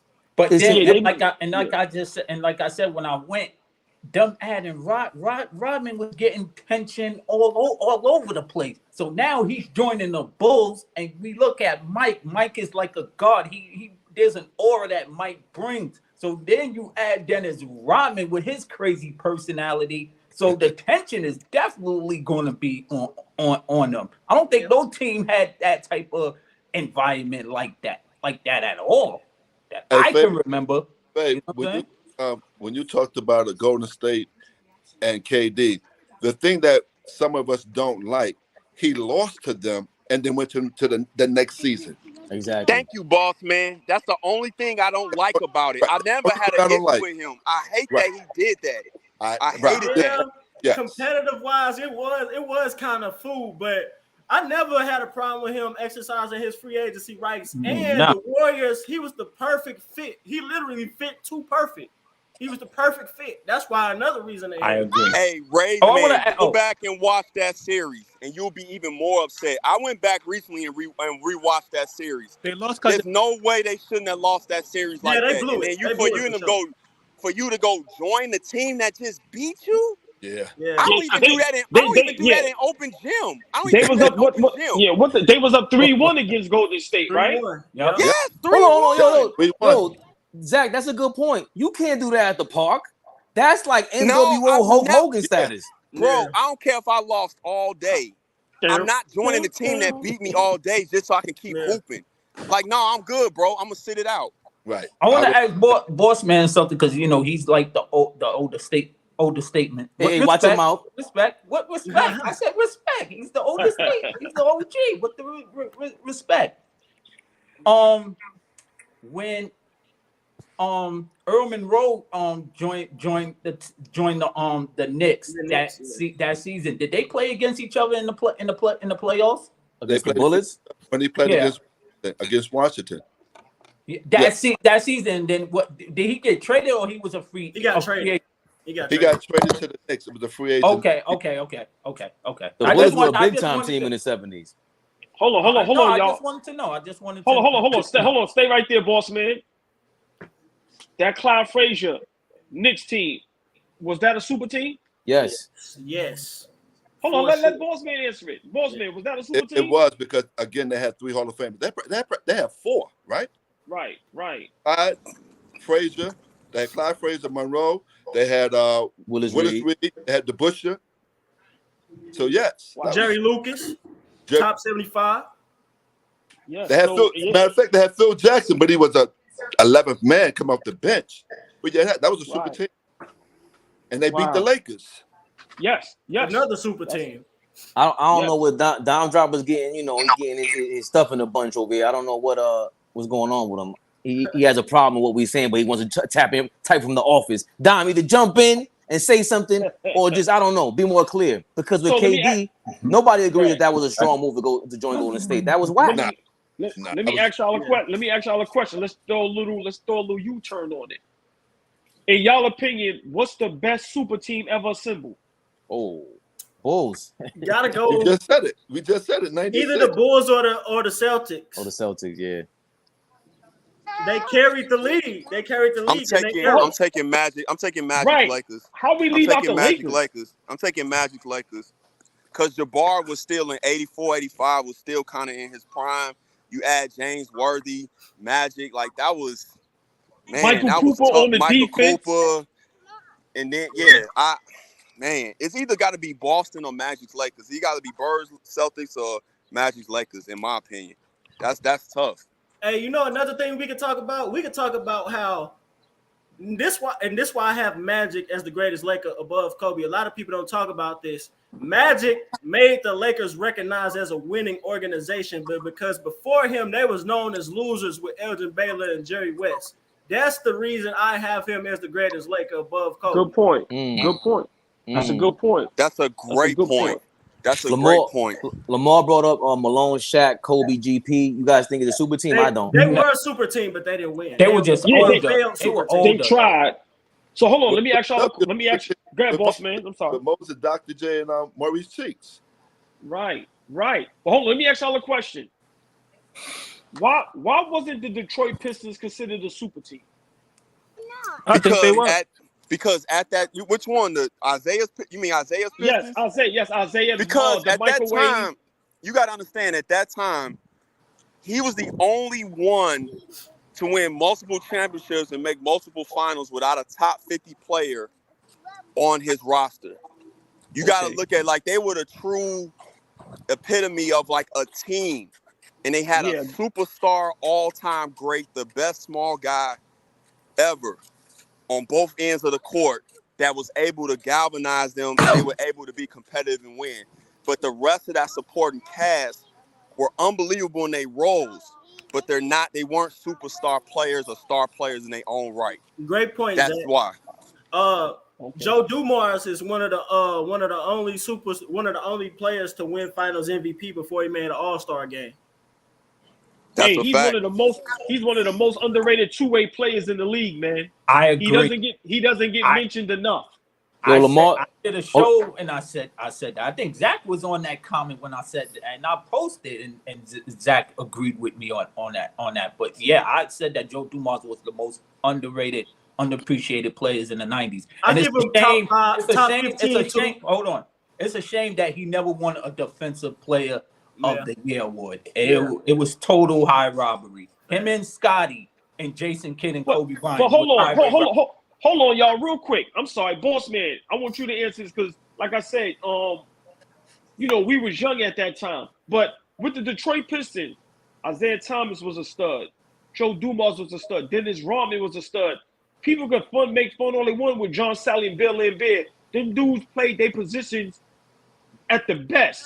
And then they had Mark McGuire. Yes. Hold on. Then you got the microwave coming off the bench. Vinny. Mm-hmm. And then you have my man, the Italian stallion with the slick in the suits, Chuck Daly, boss man. In y'all heyday, people didn't look at the Detroit Pistons as a super team. Well, you talked about Mark McGuire. Let's talk about Mark McGuire first. Okay.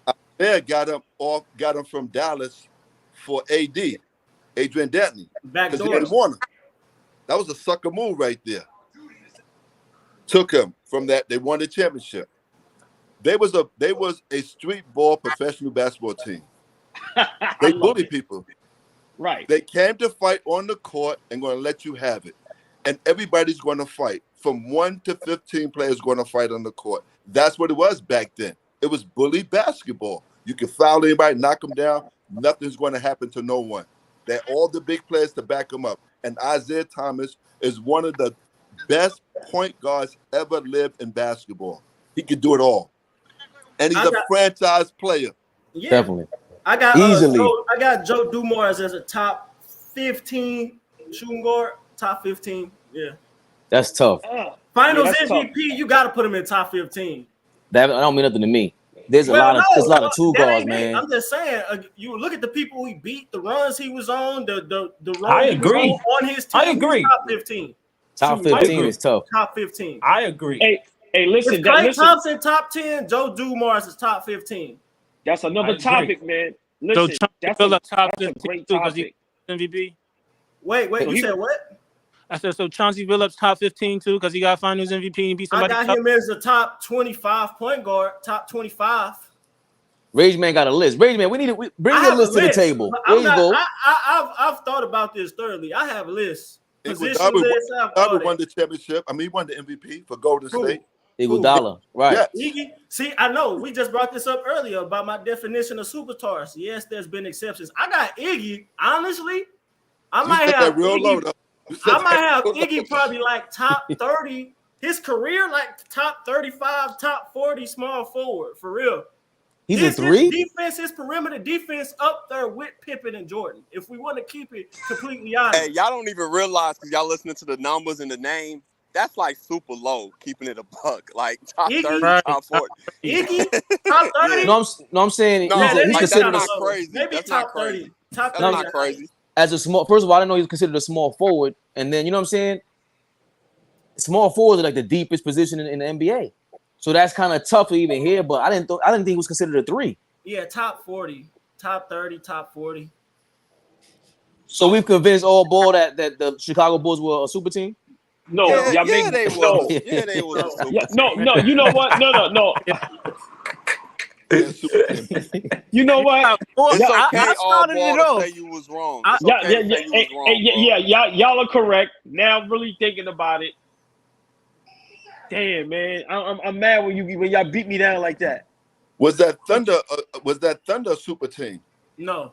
Not Yeah. yet. Oh, whoa. Yeah. Well, not Wait a at that minute. time. Yeah, Not at that time. they messed Not that at up, that boss time. man. That's genius though. He drafted 3 MVPs. That's crazy. Yeah, man. That's tough. They messed that up. Yo, Don Dropper, what are you talking about? This that doesn't mean anything. Hilarious. Fabian doesn't think winning is hard. I don't think winning is hard. Jesus Christ. Comments are slow. I don't know. I think OKC was on the verge, man. Like that's tough, boss man. Yeah. That was a big mistake to not get. I think it was $5 million they didn't have to give Harden. You should have traded Ibaka. Come on, yo, boss man. You know how bad that is? Because Presti's a genius for him to remember they re-up and that OKC team is looking good now, right? Good. But At the come time, on, Ibaka was averaging damn near like 5 blocks though. I don't care. You had a big three. Harden looked like he was Ginobili 2.0 at minimum. And what I don't think that ownership wanted to pay all 3 of them like that. at the Of same They course don't time, want not. to talk Yeah. about that. I don't think they wanted to pay them like that. Yeah. Hey, man, let me say this. Some organizations, sometimes they don't be knowing and they don't see the future. That's why when people laughed at them guys over there that's running Golden State, people laughed at them when they said Nobody saw that.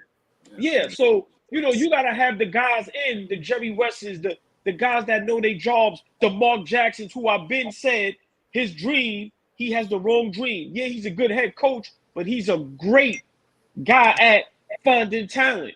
So OKC, listen, man, I wasn't mad when they let all them go because that small city, they didn't know that was gonna be that. Hey, They let's didn't keep know it a that. buck. How many people thought James Harden was going to be I that? did not. I didn't. I'm still not a fan of his game. I didn't see James Harden Get get as over big as here. he did. Yeah, great No, point. I didn't think he was going to be that. And I think anybody that says that outside of James Harden and his people, I think you're being a little disingenuous. I don't think nobody saw James Harden turning into that, bro. But hold on, Zach. I'll take it a step even further. Who thought KD was going to be as great as he is now? I think a lot of people. I disagree. He was a number, AllBall. He's a number 2 pick.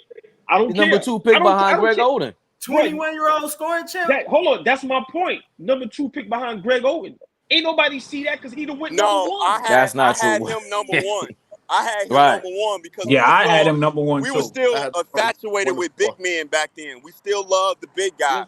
And I'm what I saw at Texas was singly him and Mike Beasley might be the 2 greatest one and dones I ever saw. That was absurd. For sure. That I year agree at with Texas, Zach. man. I might agree with Zach. Hey, AllBall, when you talked about Golden State, one of the advantages Golden State have over a lot of these teams, they have fathers who played in the league. So they got the right schooling along the way. Good point. Whether Mark Jackson, we wanted Mark Jackson to be there, but their fathers taught them again, this is the business. Yeah. Don't get involved with that coaching stuff. This is the business. Yeah, good point. You have to let the general manager do their job, whether you like it or not. Well, They don't get involved with that stuff. Yo, hold on. That was I never even thought about that. What? He did Klay Thompson, Steph Curry, Michael Thompson, yes, Dale Curry, yes, great point. Gary Payton now, his son over there, right? Yeah. I also think Mark Jackson was probably just like, I think he was just a transitional coach. Steve Kerr did take them over the top. Yeah, that happens. Just like Jason Kidd was over there in Milwaukee, then Budenholzer came over and took them over the top. But hold on, that one and done. You telling me Michael Beasley had a better one and done career than Stephon Marbury? Yeah, that's not even close, man. Beasley was averaging almost. Yeah, I'm just asking. No, yeah, Marbury was cool, and I get it. He's from New York, but that thing at K-State with Beasley, the numbers he was putting up, that was insane. Yeah, he was tough. He was crazy. Yeah, that was insane. And guess what? He played the same way in high school. I seen him. He came to Iowa State in Queens. He had the same game since the 10th grade. Derrick Rose was one and done as well, right? Yeah. He had the better team success, but as far as numbers and getting it done, Beasley was tough. And Beasley was on a different level, bro. Yeah. Different level. Hold on, Zach. All right, if you go on numbers, because now we can go Carmelo Anthony. Nah. I think Carmelo probably, if you want to say overall with numbers and championship, then yeah. I was just talking about as far as in relation to what we felt about KD. I'm just saying individually, What those about two Allen put up some Iverson? of the. Iverson No, played 2 Iverson years. did 2 years. Oh, He 2 did years? 2 Okay, years. okay. Got you. Okay. Hey, man, you know me. I just like to sometimes I just love to hear y'all opinions and hear y'all talk sometimes because all of y'all have great knowledge. So sometimes I throw those little things in there just to get us keep going. Nah, Man, boy, we need that set. We need that as a little segment. RG Live, whenever back on YouTube. We need Zach in the mix. Today was Sean great, Boss, man. yeah, Turbo. We need you guys in that for that talk. That's an ill topic. Hey, One let and me who's tell the y'all best one and something. done. We the Wu-Tang of the sports talk, y'all. That's what I'm calling all of us, man. It's about 10, 15 of us that when we come together, man, like, and all of us individually, I respect all y'all platforms. I respect all y'all opinions. I just love to hear y'all talk about the game because everybody has different mindsets. Nobody buckles down. Nobody agrees with a person because they like a person. We all go against each other, but then we also have fun and laugh. So I really appreciate it. Today, it just goes to show if we consistently, man, how great we can be at this, man. And I just want to thank y'all all. And just say, man, I respect all y'all opinions, man, and all y'all knowledge, man. I really love it, man. I really do. I think I'm Thank about y'all. to do Real Kyrie talk. in there too.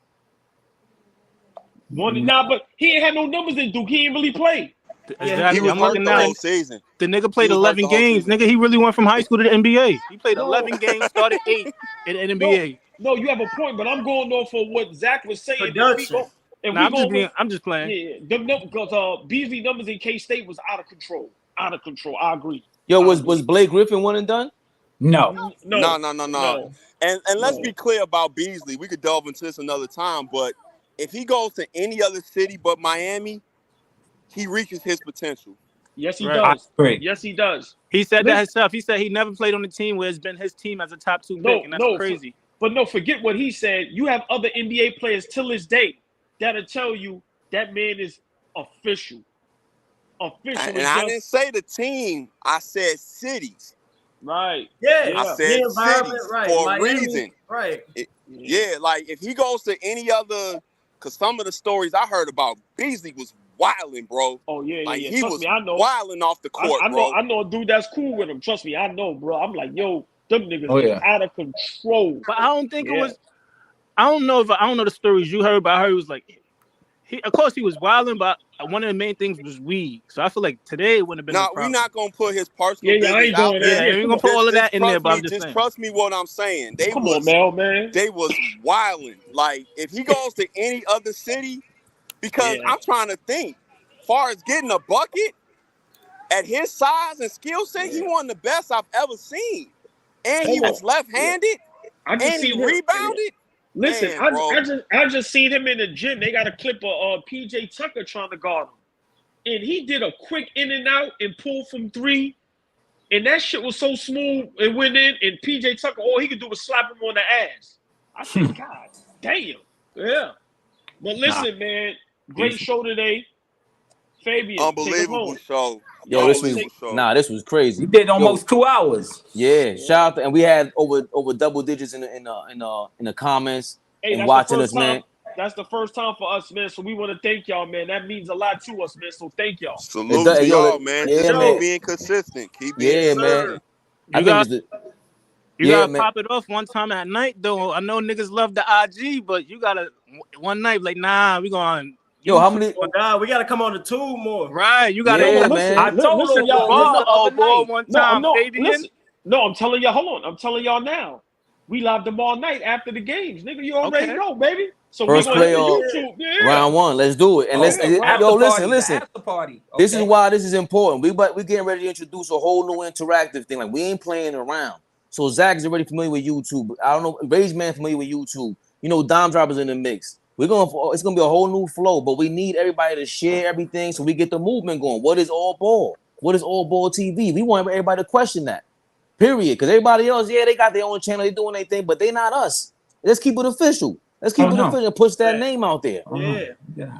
So listen, shout out to Harmony, shout out to Lamar, Dime Drop in the building. We had a couple of guys who were new here. I'm trying to get their name. Kobe White, And as you, Matrix, Darkness Elite. Appreciate y'all sliding through. It was a big day. Yes. The Bulls are a super team, all ball. Yeah, I Anthony definitely Davis. will tune in. I ain't gonna be able to watch them. Yeah, I ain't gonna be able to watch all the games tomorrow because I gotta go to. Hey, but hold on. All good. Hold on, y'all. Just everybody spend 10 seconds. I want to get your predictions for tonight for the two right. games. OKC, Minnesota, Miami, Chicago. Mel, go first. Who you got both games? Give me your winners. I got Chicago, Minnesota, Ant-Man bouncing back, and Chicago. I just like them over Miami. Miami got the worst offense Rage in the league. Man, give me your two. OKC, them young guys balling, and I gotta go with Miami. They got something to prove. Go ahead, Turbo. I got Chicago and the Thunder. Minnesota just plays dumb basketball. Just played dumb basketball to me. Okay, got you. Let's go, Zach. The Z Show. I got Miami. No way Jimmy Butler's letting the Bulls beat him. Hold on, my battery went low. I got Jimmy Butler getting them out of there. And I think OKC can travel to Minnesota because I think the Pelicans was better than the T-Wolves. So I got the young Thunder, man. Okay, I'm gonna let Fabian go last. I'm gonna go first. I got Minnesota, and I'm sticking with my light-skinned brother, Zach LaVine. Hold on. Before we get out of here, hey Fabian, DM Keith Kloss the link real quick. We about to have a former LA Clipper in the building for 2 minutes. I gotta get my charger. DM Keith Kloss the link. But I have Zach LaVine, Chicago Bulls, and I have Minnesota because they should have beat the Lakers. And I agree with Mel. Ant-Man coming back with vengeance. What's his name on IG? My bad. The real, I think it's Boss Kloss. Boss Kloss, man, that's tough. That's a tough name right there. The real Boss Kloss 33? Yep. That's tough. I hope that's him because he don't got a check next to his name up, but we'll see. That's him. That's him. He ain't buy no check. You know, he real with it. He don't care about nothing. That's him. But I don't want to get the wrong Boss Kloss and you got some crazy dude in here butt naked. You control it, man. You just chip him off, clip him on there. Oh yeah, you're right. My bad. I'm sorry. That's him. He just DM me like, yo, text me right the here. link. Yeah, Momo follows him too. Yeah, that's him. Yeah, that's family right there. Fabian, who you got? Listen, I gotta go with OKC. Got to stick with my man SGA. I want to see him in prime time versus Denver, so I got to root for him. And also Miami, Chicago. Damn, I got to go with the LaVine machine, man. All ball been on it all day. Man, Jimmy Buckets is not about to let his old team beat him at home, man. No way. Yo, I think Jimmy Buckets. I've been saying this before. Miami kind of lost a step or two. They need a second guy in there, man. Hey, let's see how AllBALL play tonight. Miami don't score enough. That's the problem. They don't score. Yeah, they got the worst offense in the league. Hey, Fabian, wasn't it AllBALL talking about Kevin Love? He was trying to sell us on Kevin Love. That bullshit. That was AllBALL talking about. Don't do me like that. Yeah, hey, we are. Hold on. Listen, I'm bugging. That was Boss Man. He just texted me, said send him the link. I don't know what happened. That's why he dropped off. So I got Boss Man and the Boss Kloss mixed up, but they both family. And hey, I'm gonna let y'all know now. I'm a DM Keith Kloss, and I'm gonna get him up here on YouTube with us. Yeah. So yeah, we gonna be on there with a former LA Clipper. Y'all gotta ask him all the questions y'all want to ask him. And he was being trained by Kareem Abdul-Jabbar. And he was with the Clippers when Donald Sterling was there. Yeah, I know. He told us the story. We know the story. We know. Crazy. Can we ask him about when Shaq gave him 60 or nah? Come on, my nigga. What type of game is that, man? Yo, listen. Hold on, but to be honest, I like the way. No, you can ask him that, but come on, man. We ain't up here to do that. Come on, man. He be keeping it real. Hey, just understand. No, I'm not ask him. But Don't be prepared for the proper response because he one of them official members I heard from California. Yeah, so just be prepared for the I do. I'm not gonna ask him now. I'm joking. I was joking with that. Hey Mel, Mel, look at me. I'm joking. You can ask him. He thorough like that. He don't care. No, about but I'm saying, y'all watch TNT. At TNT, they do be like, yeah, the great Keith Kloss. Like, they try to make fun of him. So I want to ask about that for sure. How you feel? Hold on. All right, Boss Man back in the building. Before we get out of here, Boss Man, I need your predictions tonight. OKC, Minnesota, Chicago, Miami. Who do you have? I like I said before, I like Miami, man. But it seemed like Chicago have something to prove, man. They have something to prove, man. I think your boy Zach, And you starting to look like Zach a little bit too, kid. Yo, boys, man, don't worry. It's 90 out. We're gonna get AllBall a nice little tan out today, baby. Yes, sir. Yeah. Yes, sir. Haircut coming soon too. And boss man, who do you have? OKC, Minnesota. Two young stars, man. That OKC, that kid with the 9 different names, boy. Yo, Shea he gonna Gilchrist, give him problems, SGA. man. Yo, SGA gonna give him problems, man. I got yo, him hold tonight, on. man. Let me ask y'all something, because I would ask Bossman or and Fabian, because and Zach, because we like the older guys that watching the 90s. Does Shea kind of remind you a little bit of a Nick Van Exel? No. You like Luka? Sorry, I Turbo. know what you're trying to say, though. No, I'm just asking a question. I know what you're saying, Turbo, but it's gonna be tough for people to see because he's left-handed. But it's a fair question because Nick played with pace, just like how SGA does. You're not gonna speed Nick up. He was very herky-jerky, stop and go, keeping you off balance, hound the guard. So I don't think you reaching with that one. I get where you're going with it. I could kind of see what you're saying. It's gonna be hard for others to see it because he was left-handed. Yeah, no, I understand what you're saying. I just think I think they're two totally different players. I think Nick Van Exel got a better bag.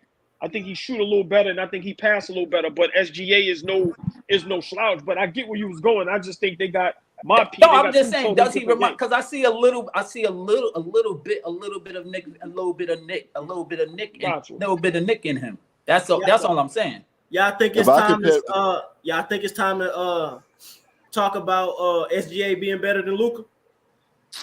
Ooh, that could be another topic. That could be another topic. But I didn't hear Bossman's response. Bossman's response. I don't think it's yet. Nick is a little different, man. I think, to me, if it's anybody's Brunson from the Knicks. If it's anybody, with that Brunson and Van Exel. Yes, if it's anybody, a game like that, they both left-handed. They both like controlling the game. They run at their own pace. I'm not saying one is better than the other. I wouldn't say that. I'm not gonna do that. But I think their game is something similar. Nah, I think Van Exel is better. I think he's more flashy. He quicker.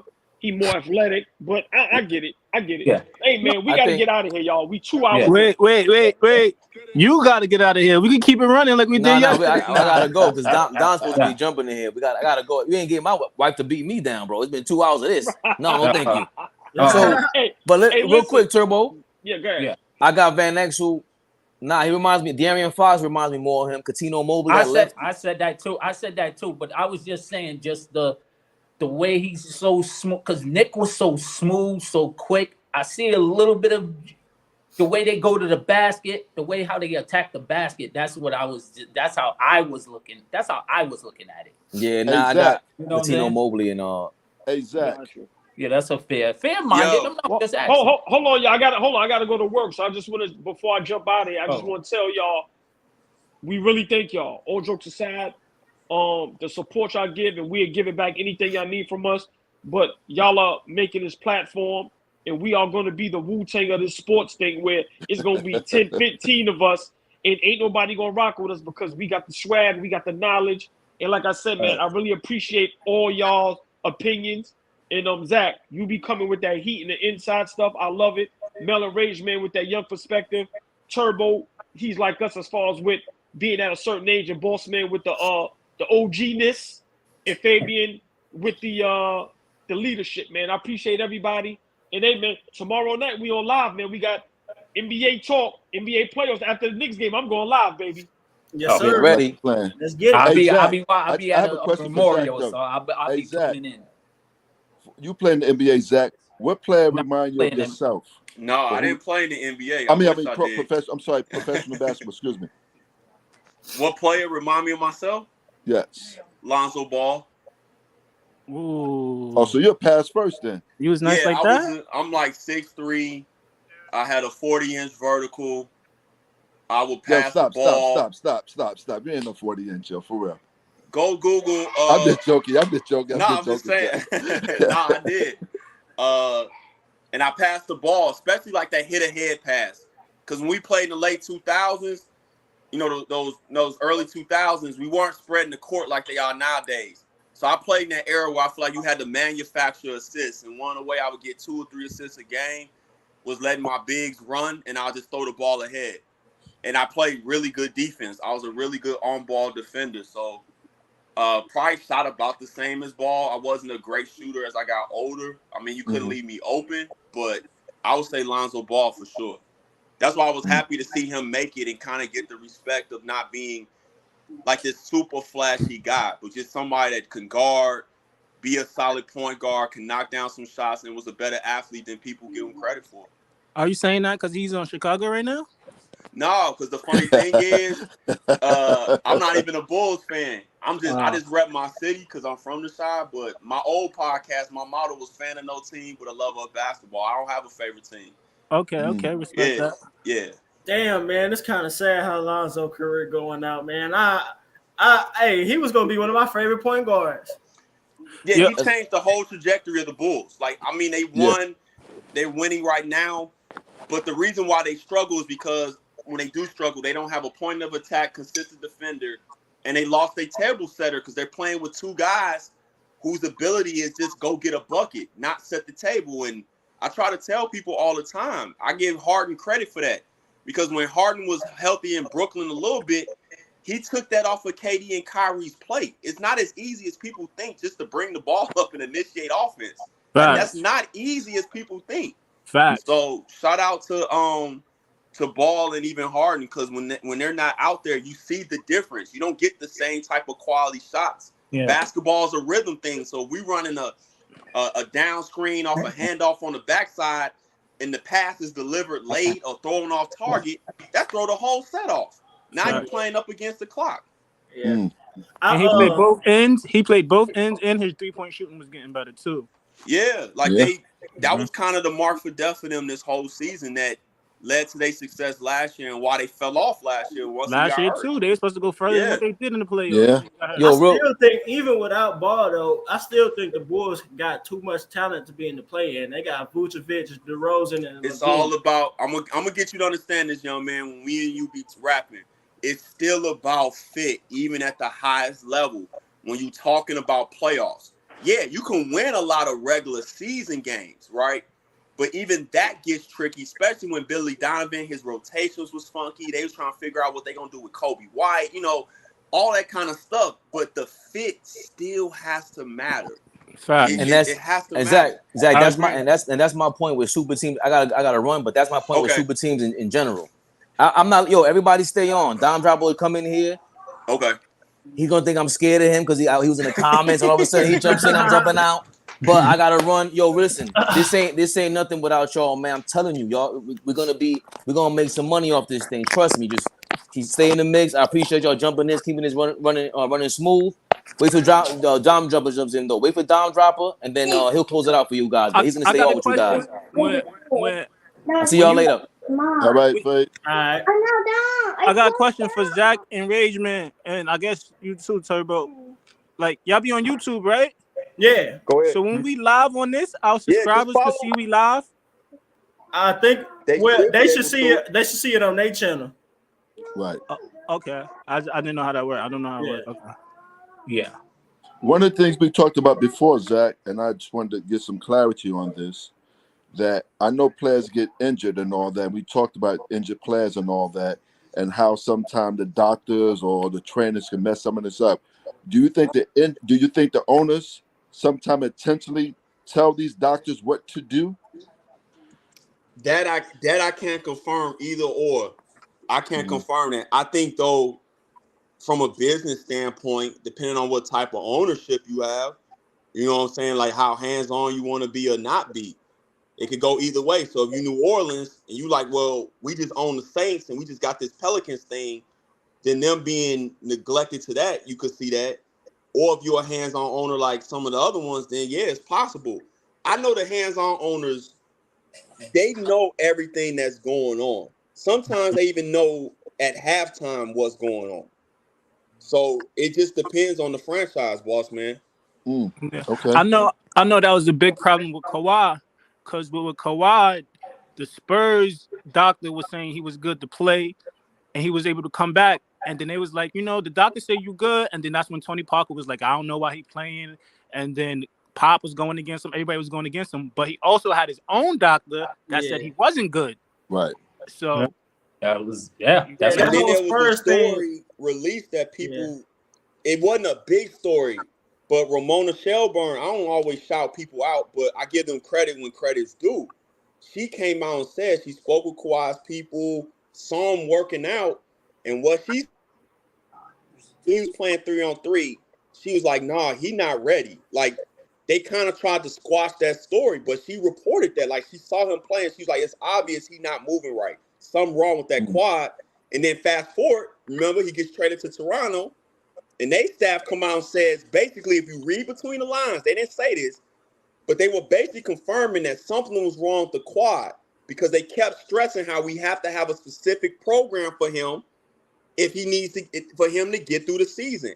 Right. Why would you come up with a specific program if nothing was wrong? Sometimes you got to just read between the lines of what they're saying and what's not being said. Yeah. And I think he permanently, and Dime confirmed this from his source, that his knee is messed up to the point they can't believe somehow he's even still playing at the level he's playing. That's why I give Kawhi his respect, and I don't compare his load management to other players because it's from a legitimate source.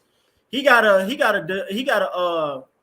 deteriorated knee, and because Pop and Tony Parker and Ginobili did that with the media trying to sandbag him, they'll never get as big as they once did. A lot of people give Pop that credit. That was off the strength of Tim Duncan, if we want to keep it a buck, because he haven't done anything since Kawhi left. They ain't have no players. Duh, that's my point. Right. If you don't have the talent, how can you do anything? Exactly. It was the players that made it, not him. That's what every team, bro. What are you talking about? I just said that players that they give Pop too much credit. That was my point. Well, he has to get the credit for it because he did coach them for many, many years, and he did win.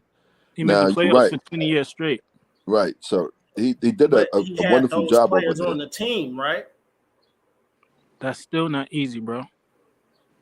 Okay, but when he don't have them, he's not succeeding.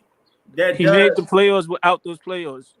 With DeRozan and a whole bunch of bums, they was in the playoffs. How many times though? Like one time? They only been not good for about 2 or 3 years. What are you talking about? 2 or 3? It's been more than 2 or 3. No, it hasn't, bro. Since like 2019. That's like 4 years. But then people got to remember, Pop was the GM before he became the head coach. People forget that. He definitely was Turbo. Yeah, he was the GM. He was the GM. So he kind of, and we got to give Larry Brown his props. I know AllBall said that Larry Brown's not a top 5 coach. I think he's not at all. No, bugging. Larry Brown is one of the best coaches. To me, I look at Larry Brown like he's like the Bill Parcells of the NBA. He's the Bill Parcells. But again, it depends on how you choose to look at. Because Larry Brown won a title in college as well. That's what Kansas City. Yeah, like no, he's one of the best coaches ever. But you gotta be careful though. You're talking about all time or NBA? No, all time. I mean, even in the NBA, he rebuilt franchises and made them winners. Like you gotta be careful though, because from this standpoint, you gotta have great players to win championships. I will argue high school, and then depending on where you live at in high school, is really the only level you can get by with having maybe one player and win a championship. Every other level, you need great players. It's just a matter of some luck. Are you healthy? And then can at the pro level, do the players buy into what the coach is saying? That's more important at the pro level than X's and O's than people really realize. Do the players buy into what you're saying and what your vision is? And does your philosophy match your roster? So like Mark Jackson, he should get credit for starting that. He's right. But his philosophy didn't match their roster. So you bring in Kerr, whose philosophy was player movement, ball movement. It matched the roster. It is what it is.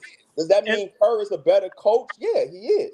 Another reason I want to give Tim Duncan is did you play basketball? Do I recreationally? No, I never played organized. No.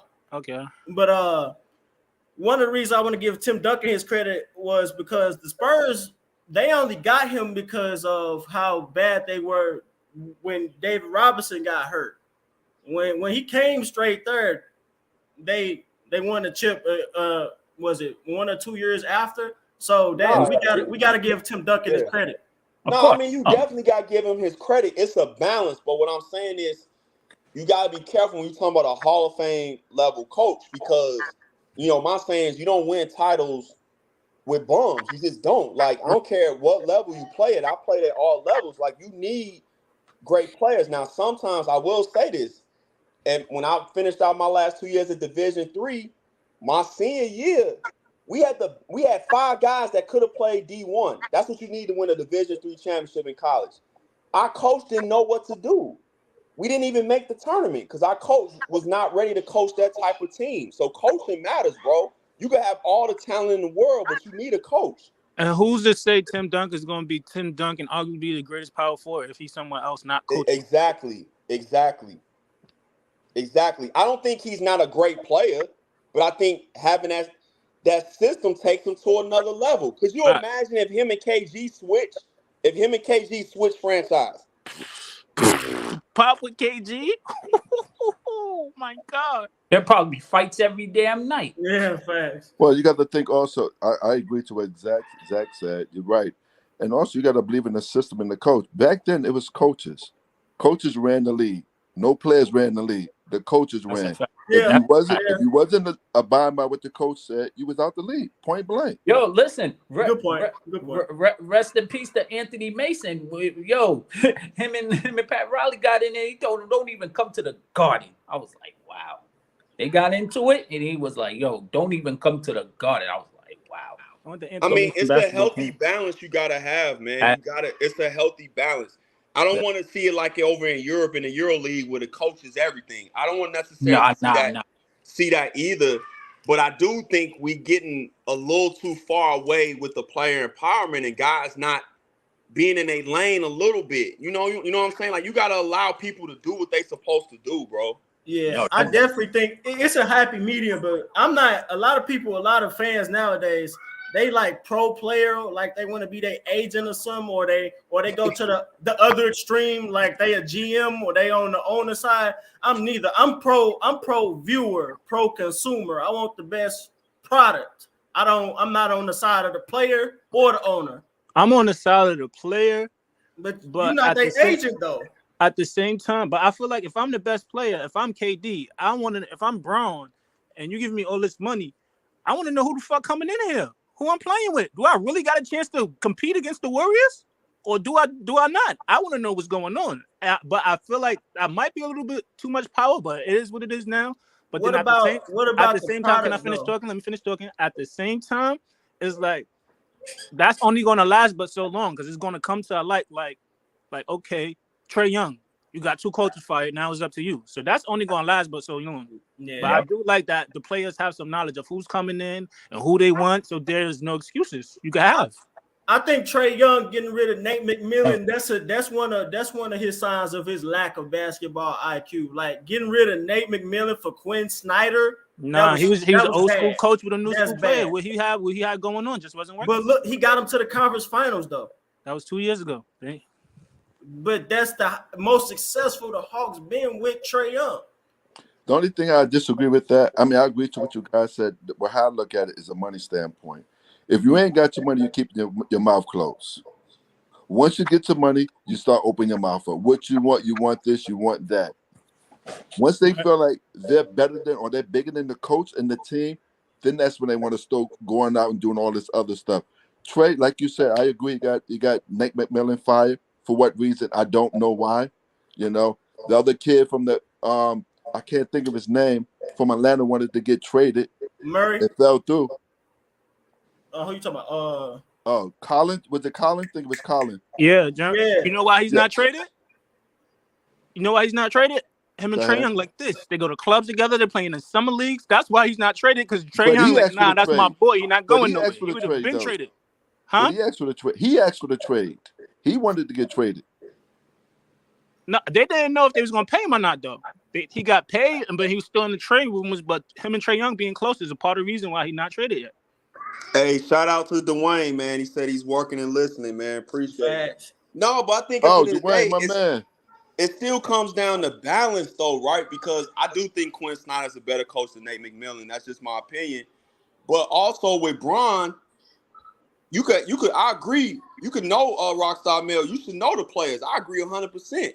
But then what Miami said, no, you're not gonna dictate when we stay overnight in the city. You're not gonna dictate who's gonna get on this charter flight with us. That's why LeBron low-key left as well.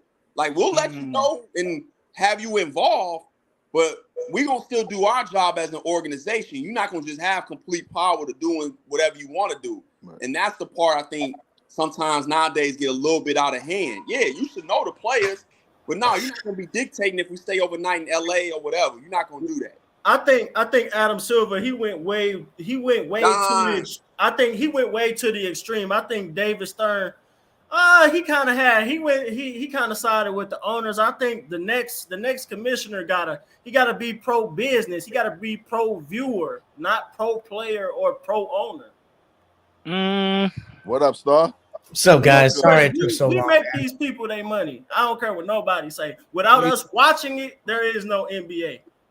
That's true, but you're not going out there playing. You don't know I'm buying everything. I'm paying for it.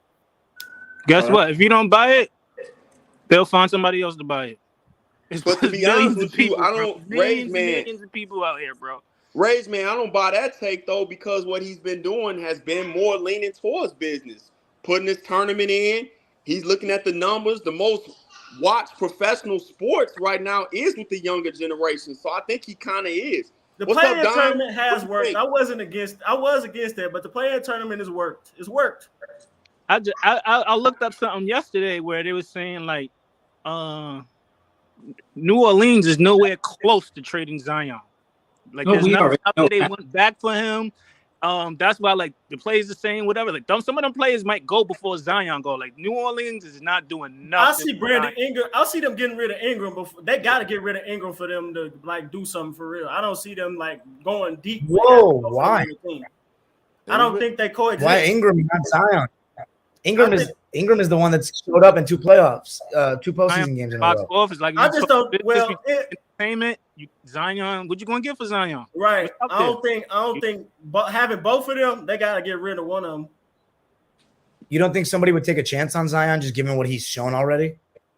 Yeah, somebody will. Yeah, they will. But what would you get back? Like New Orleans is like before this, they ain't never been close. Well, Chris Paul, but that was a long time ago. Time ago. Right, Chris Paul, AD didn't plan out. They supposed to AD wanted out. Like nobody wanted to be there. So they're not. Right. We got somebody, even though he's not available. He's supposed to. He's still box office. Like, did you see the game? I don't know if y'all seen the game, but I be paying attention to this. For a playing game, it was a lot of empty seats for that playing game, bro. In New Orleans.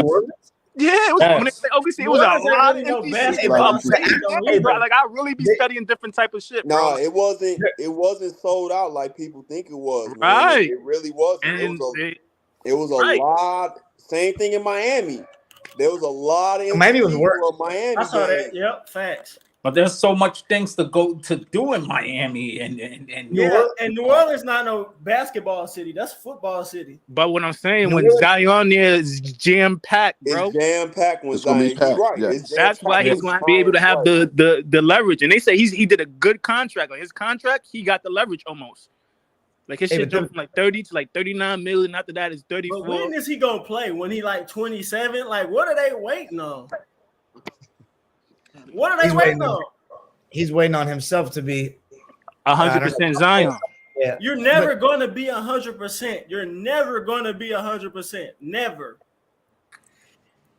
Ray, man, you didn't see him in them warm-ups? He barely dunked one of them. One of them, he barely got it in. Like he looked whack as hell. It's blatant, like he's like overweight. Even though he did his windmill and all that, but compared to a couple of months ago, it's not the same, bro. It's crazy. What's up, Don? Not much, dude. I was just listening to your guys' conversation. I was gonna ask though about super teams. Go ahead. I want to hear what you got to say because you actually study this stuff, watch a lot of tape, man. What you think? Well, I mean, you guys talked about it. Like, there's two different definitions. There's just based on the team, like how good they are with no context, really. And then there's how the team came together. Like what you guys said is true. When LeBron went to the Heat, I'd never heard the term super team before. We just called them the Big Three Celtics. That's what I remember being called. Then when LeBron moved, because Fabian was right. They coined the term to say that the players colluded. But if you want to say that the quality of the team, those teams have been around since the 60s, that's true. Like the Knicks team you were talking about, bro, they had like 5 or 6 All-Stars in the 70s, like straight up. But let me ask you this, though. How come the 96 Bulls are a super team, but the 2016 Warriors weren't? Because Draymond Green was definitely an All-Star in 2016. He was. Like, definitely. I don't think either were, because we already killed him in this conversation. I know. I said the same thing yesterday. I said the same thing today. I don't think either were super team because, for one, again, outside the mid-90s, Michael Jordan was the only perennial All-Star on the Bulls. And wasn't Pippen an All-Star, though, like every year in the 90s, though, damn near, besides that year that he had to get the surgery? No, 91, 98. But listen, 91, listen, I'm all for, like, you know, I don't know. Well, I haven't watched Pippen like that yet, but 91, that's got to be a snub, right?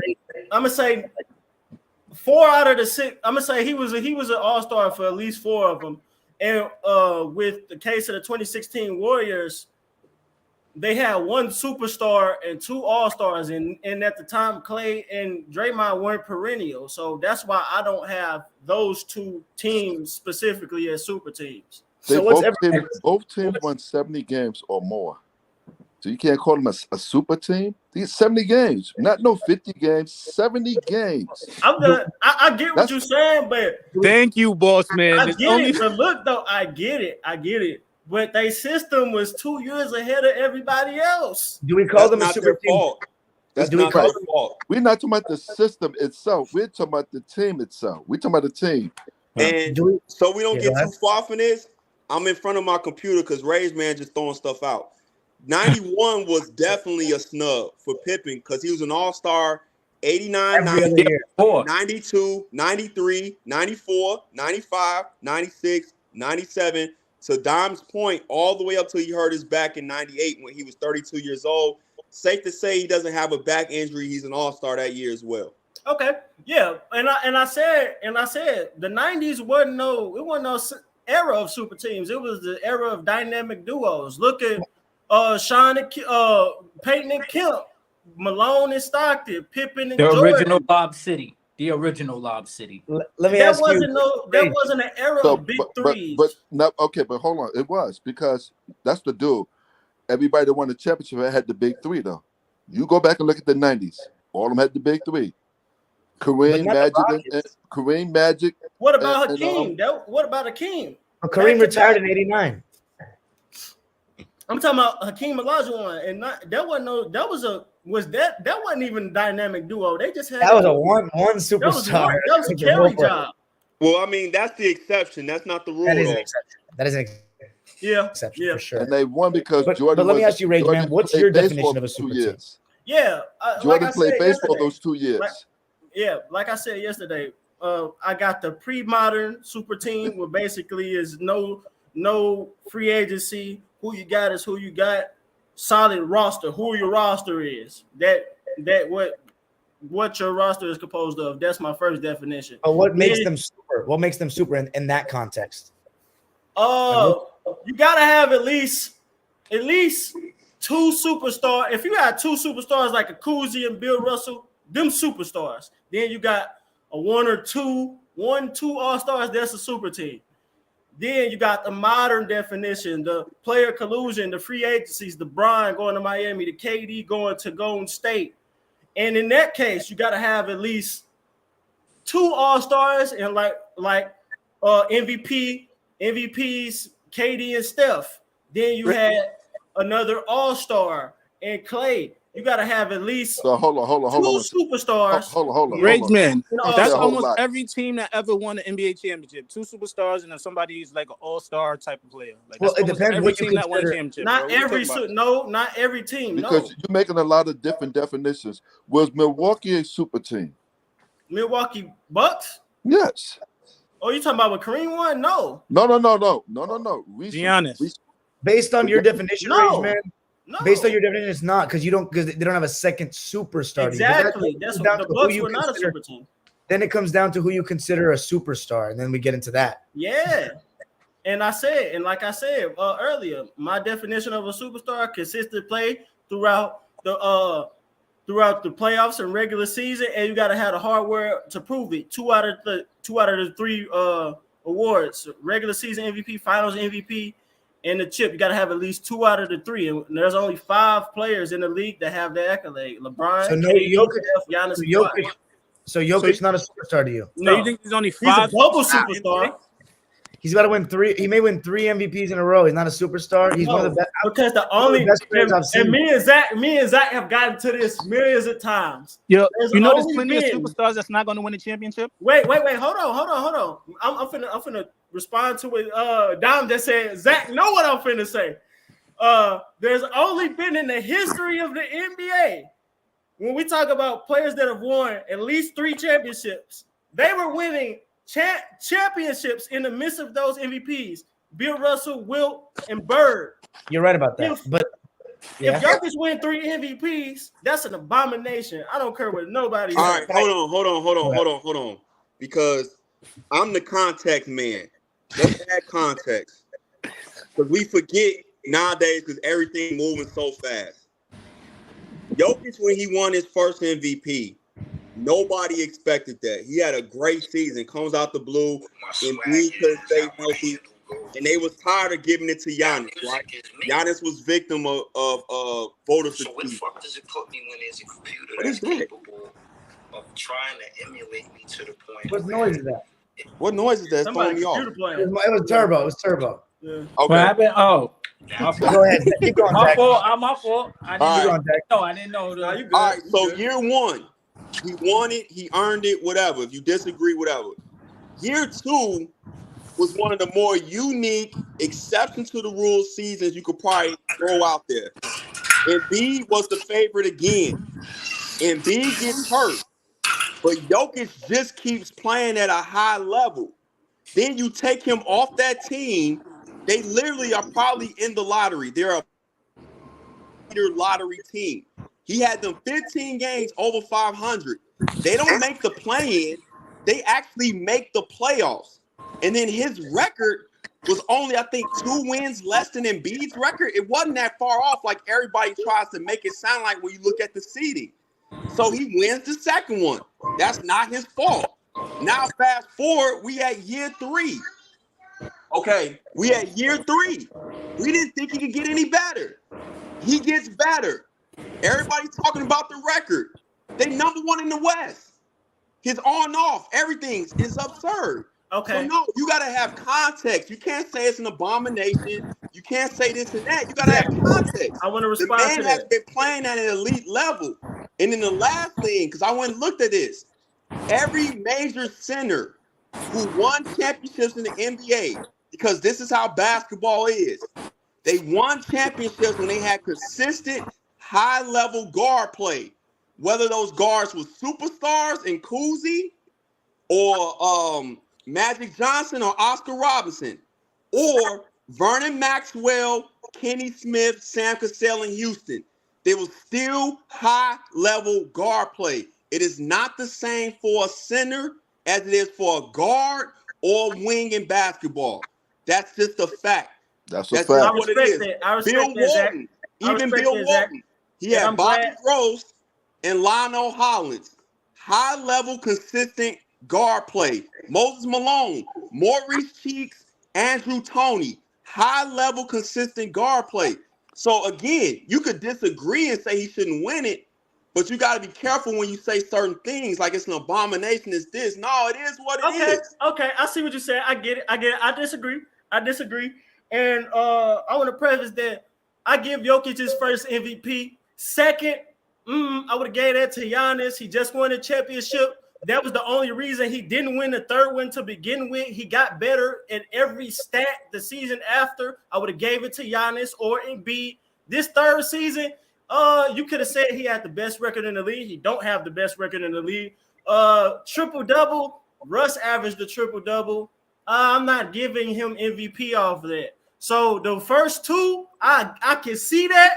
The second one, the third, no way. Let me ask you this. You said your criteria is they have to have two of the three: championship, finals MVP, or MVP. So by your definition, was Charles Barkley never a superstar in the NBA? Never a superstar. That's ridiculous. I can't You believe you got just said Jordan that. and Olajuwon. You telling me Charles Barkley on the same level as Jordan? No, he's not. Hakeem But he's Olajuwon? great. He's really damn great. But Yes. that's a different level. That's Other God. Boston, you watch Yeah, them and play. you could be a higher level. Don't mean you're not going to be a superstar. Wait. Well, we just saying off their logic. I'm going off my logic. I subscribe to my logic. You can't put Charles Barkley on the same level as Michael Jordan and Hakeem Olajuwon all time. It's just not. It's just a fallacy. It's not true. But we're not. As far as championships, you're We talking absolutely about correct. accolades, your you're production, incorrect. how As your far as the game. accolades, you're incorrect. Yeah. Well, I don't think he's a better player than those two personally, but he still was a superstar to me. He was a bowl superstar. If he won that series against the Bulls, he was a superstar. MVP chip. That means only two. Actually, I know. It's that means hard. only 3 power forwards, or should I say 4 power forwards in the history of basketball are superstars. Bob Pettit. Giannis, Dirk. Bob Pettit 5. Bob Pettit, Giannis, Dirk, Garnett, and Duncan. No one else is superstar. No Barkley. No Malone. I know. It's hard, man. That's my logic. That's interesting though. I've never heard nobody say Chuck was a superstar. It's hard. So you mentioned Chuck on MVP. You mentioned Chuck on. He never won a championship. That's what you're going by. Yeah. By my logic, what a superstar is. So you have to win a championship to be a superstar. You got to win 2 out of the 3: chip, league MVP, finals MVP. At least 2 out of the 3. At least 2. He won the league MVP. Not a chip, no finals MVP. No. He won. Okay, he won that. Yeah, that's it. So before last year, Steph Curry wasn't a superstar. No, yeah, he was a superstar. He won a championship and a league MVP. A unanimous league MVP, back to back. Oh, my bad, guys. I got to low-key shut it down. This patient is coming in. All right, y'all. Peace out, guys. Peace. All right.